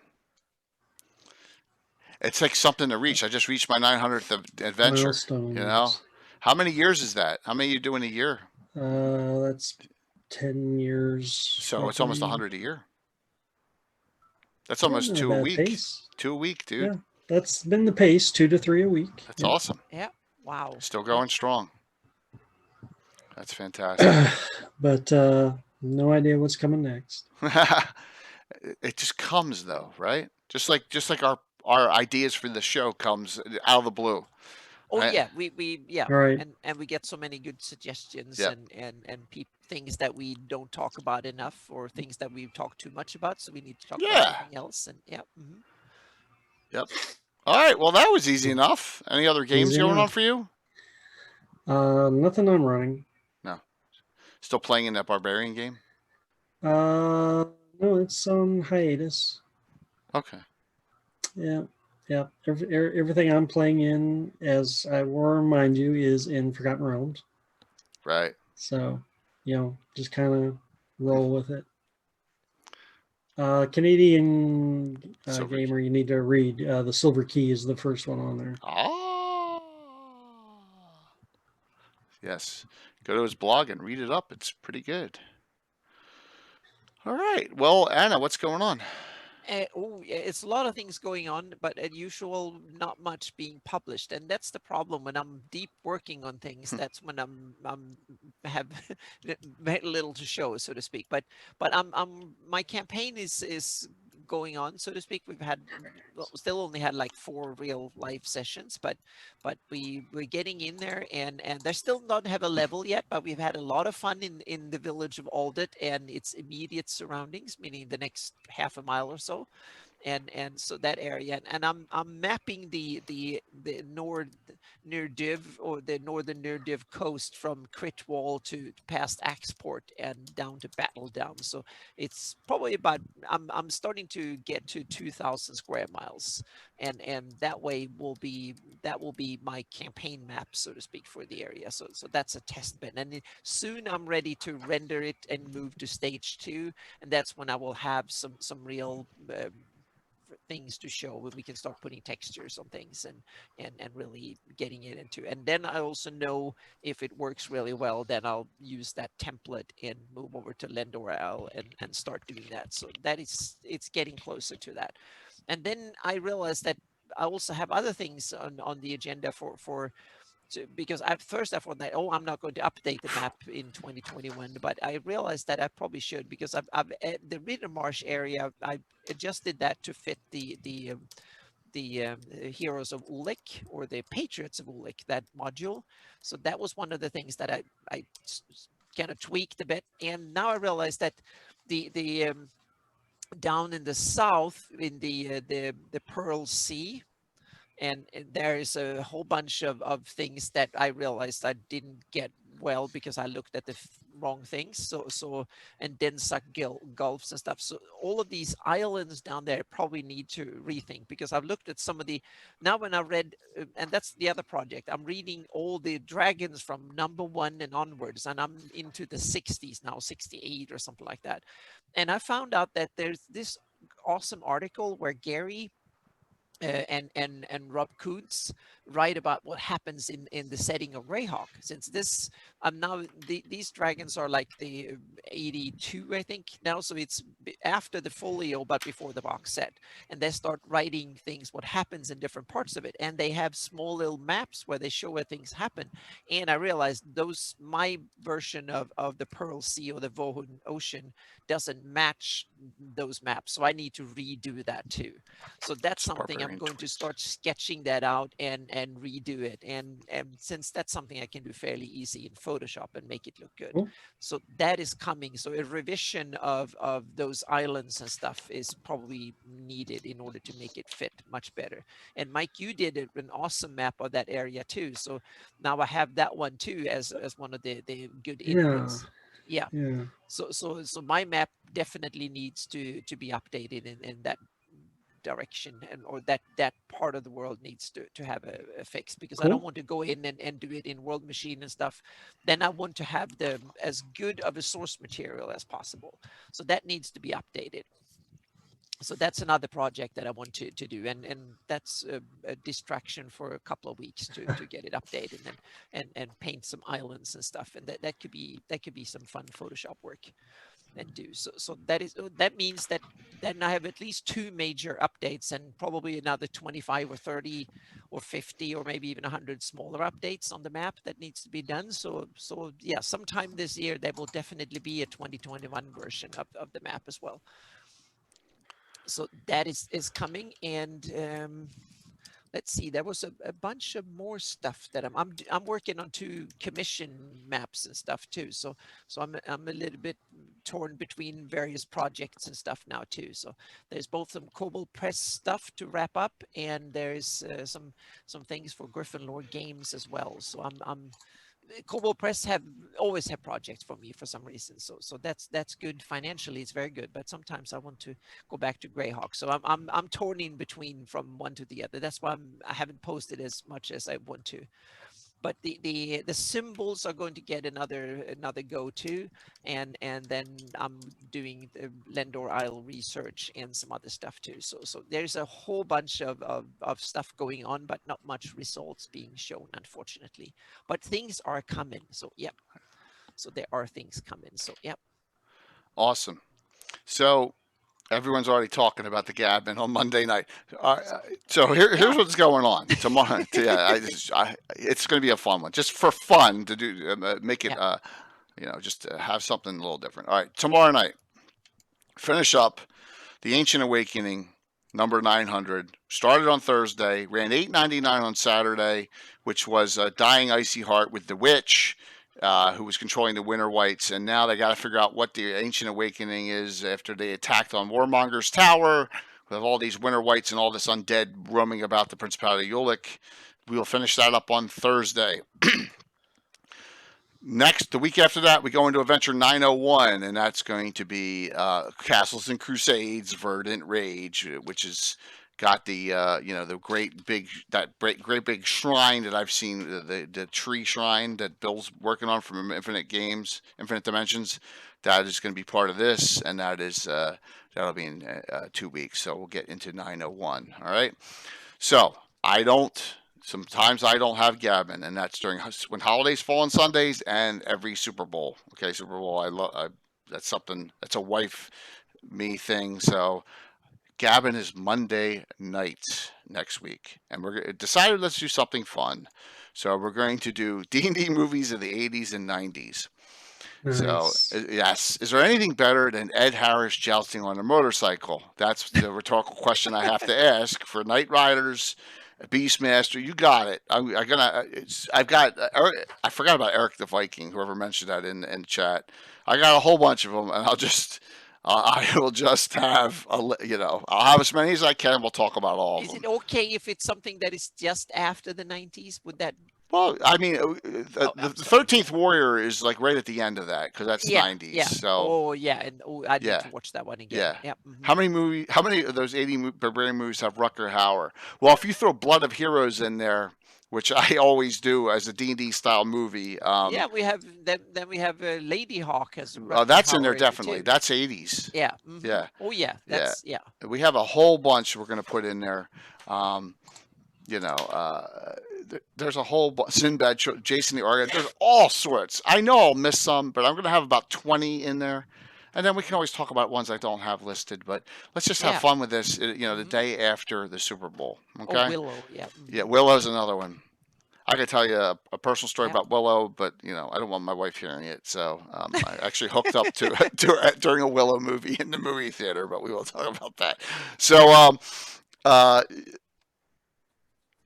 Legends and Lore, we're up in the air next week. I have a dinner thing that next Wednesday night I can't get out of. So it's a TBD. Whether we have it on Tuesday or we skip a week, we'll talk about it. All right? Yeah. We'll Just see. don't. Yep. Yes, that's impressive. I know. Yeah. There you go. We'll talk about Legends and Lore next week. The big things. The week after Sunday, Gavin number 132. All right. Now this starts off the Underdark Uprising really push, because it's the weekend after. So I have now, including this on this list, DMs include, besides John, Scott, Frank, Schumacher, okay, Will's in, Carlos is in, even if he's working, he'll call in. Chuck is in for Troller Games. So that leaves, what stream am I missing? My brain is turned off. Jimmy Duffy hasn't responded back. Okay. They'll all go over what they're doing in Underdark Uprising for their parts. The Archer is Bobcat. That is so hard to find, that Archer adventure, and that was going to be my sleeper, and you just ruined it. Fugitive from the Empire. It is, yes. It was like a made-for-TV movie from then, and that was definitely on my list as my sleeper. So Heavy Metal's a good one too. So that is going to be Underdark Uprising Prelude show the Sunday before the weekend of the actual Underdark Uprising. The Tiltify is set up and the donations are set up. You can just click on the Underdark Uprising logo at the bottom, and if you wanted to donate now, you could. So once again, the schedule is as follows. We start with Wily Hobbit at 8 a.m. Friday. Praetor's Rejects at noon. Stephen Chenault, himself the owner of Troller Games, DMing at 4, and then John at Blue Box at 8 p.m. That's going to be cranked up. I mean, it's going to be a great first day. Second day, I can't believe I'm doing this, but Tim is DMing starting at 4 o'clock in the morning. He says he has 5 signups. I know some of you are out there. So 5 people are playing this game at 4 o'clock. So, and then Carlos is at 8.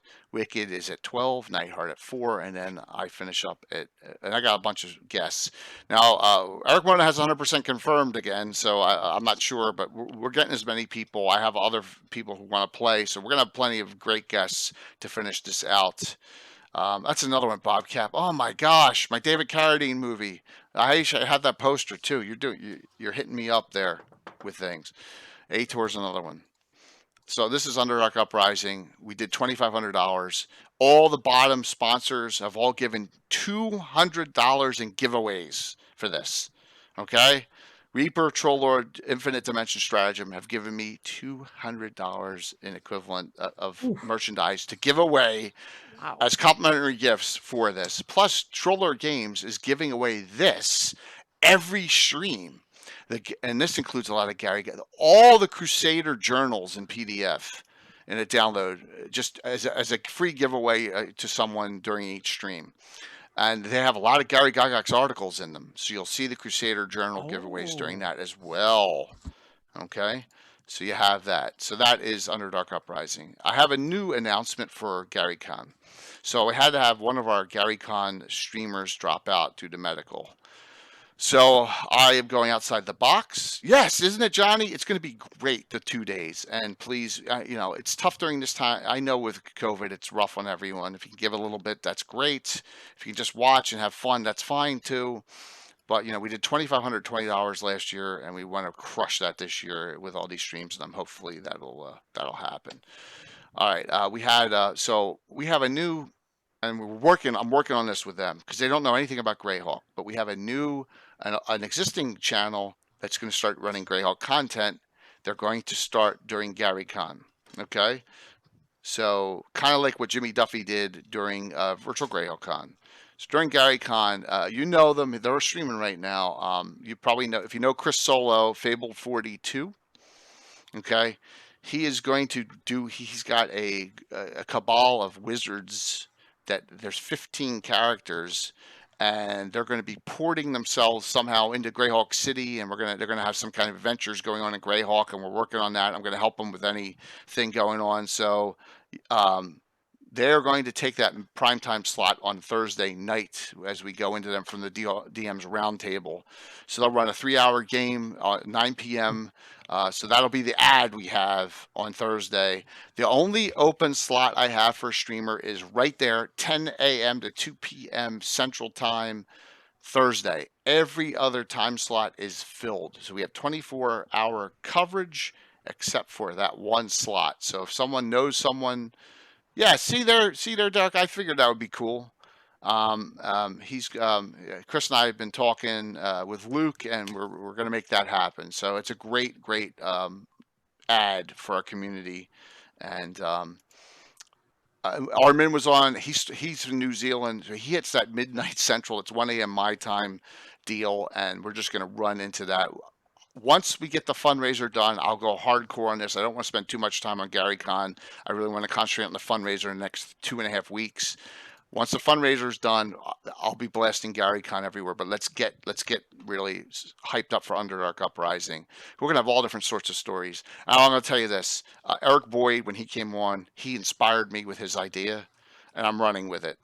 All right. So if you remember what Eric Boyd talked about during the show when he was on, that's what I'm going to be doing. Is running with that. And no, Carlos, wait. See, you're incorrect there, Carlos. We're talking about two different things. I'm talking about GaryCon. I'm not talking about Underdark.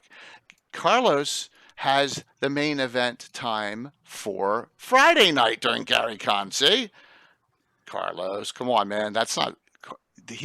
Fable 42 is not participating in Underdark Uprising. Okay, look, Carlos, you are the main event Friday night. All right, so I can't wait to see what you're going to put in for this, and where you're going to have sign-ups, because this will be filled in 30 seconds. So we got to get your game in. That's Friday, and then the main event is Saturday night for me, and that is the Grand Joust that I showed you Bill's terrain that he's doing for that. So we got three really great events coming up, plus all the other content. John for Blue Lock says 4 streams. Yes, we got you all covered. Got you all covered. I know. I'm just showing that we're all gonna have fun here, man. I can't wait. I cannot wait for everything. But let's get through the fundraiser first, and try and raise some money for St. Jude. All right, are you guys ready for a great giveaway? Yep. You have to be on. No exceptions on this one. You have to be on. Red Eye, oh my gosh. I have 11 streams during GaryCon. Wow. I'm gonna be zombified by the end of Yeah. it. Well, you basically have to you have to order food Oh my gosh. and sit down there and talk in there and have a bed there 11. and all that. Oh, it's gonna be fun. Yeah. All right.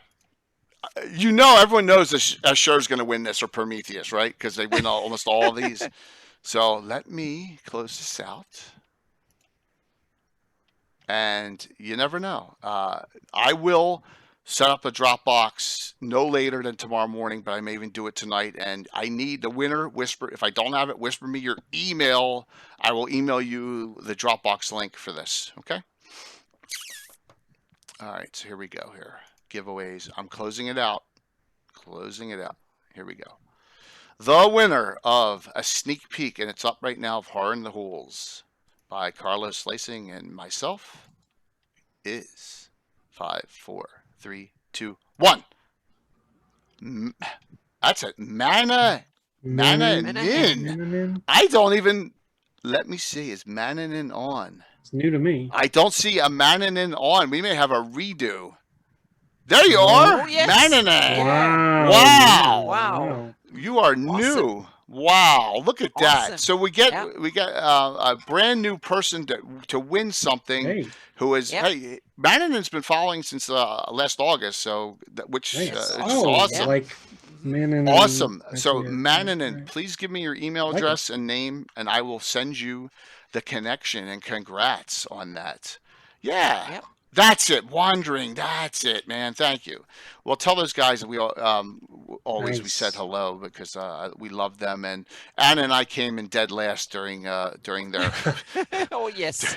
We got our asses kicked, if you realize, in that in the big bad last year, which was Will and But we Brian had a lot of and fun. Tim. And We had so fun, much but fun. we came in dead last. Yeah. So, well, thank you.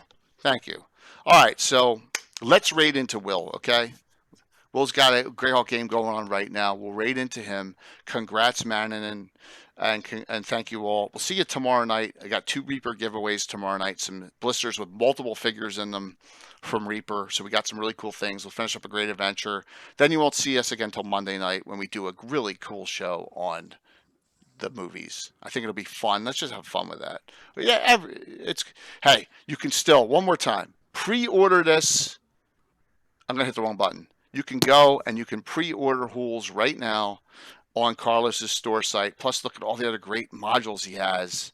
They're please, if you haven't already, it'll be in print. It'll be to Carlos and Amanda in like a week and a half. And check it out. I'm really excited about how wonderful Horror and Hools came out. So yes, there you go. Oh, so Yeah. here. Carlos. Carlos, Originals. look, there you go. I have all the Marquesas.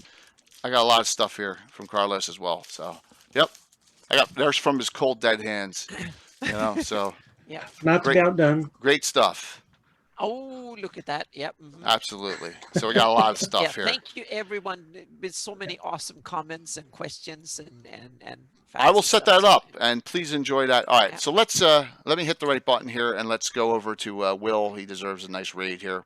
And Yep. we'll see everyone tomorrow night, 7:30 Eastern. All right, have a good one. Thank you for such Later, wonderful support y'all. tonight. Yep. Time, John. It is time to order some modules, John. I agree. Yeah. I agree 100% here. Setting the raid up. Yeah, thank you all for such wonderful support tonight. It was fantastic. A really nice hype train. Yeah. Wow. All right, let me set up the raid here. Raiding in. See if we can get over 70. Yeah. I rated Carlos' website. Something's wrong. It's going. It says 0 viewers ready to raid. I'm going to cancel and restart it. Something happened. Let me try again. It didn't pick anyone up. Huh. It's not picking anyone up. I guess we'll see how many people raid in. It's not telling me how many. That is weird. All right. Well, I don't know how many are raiding in. We'll find out. It says 0. It's been doing that. Oh, okay. All right. All right. We'll see you shortly. Have a good night. stupid Twitch. Yep. 63. Yep. All right, that's good.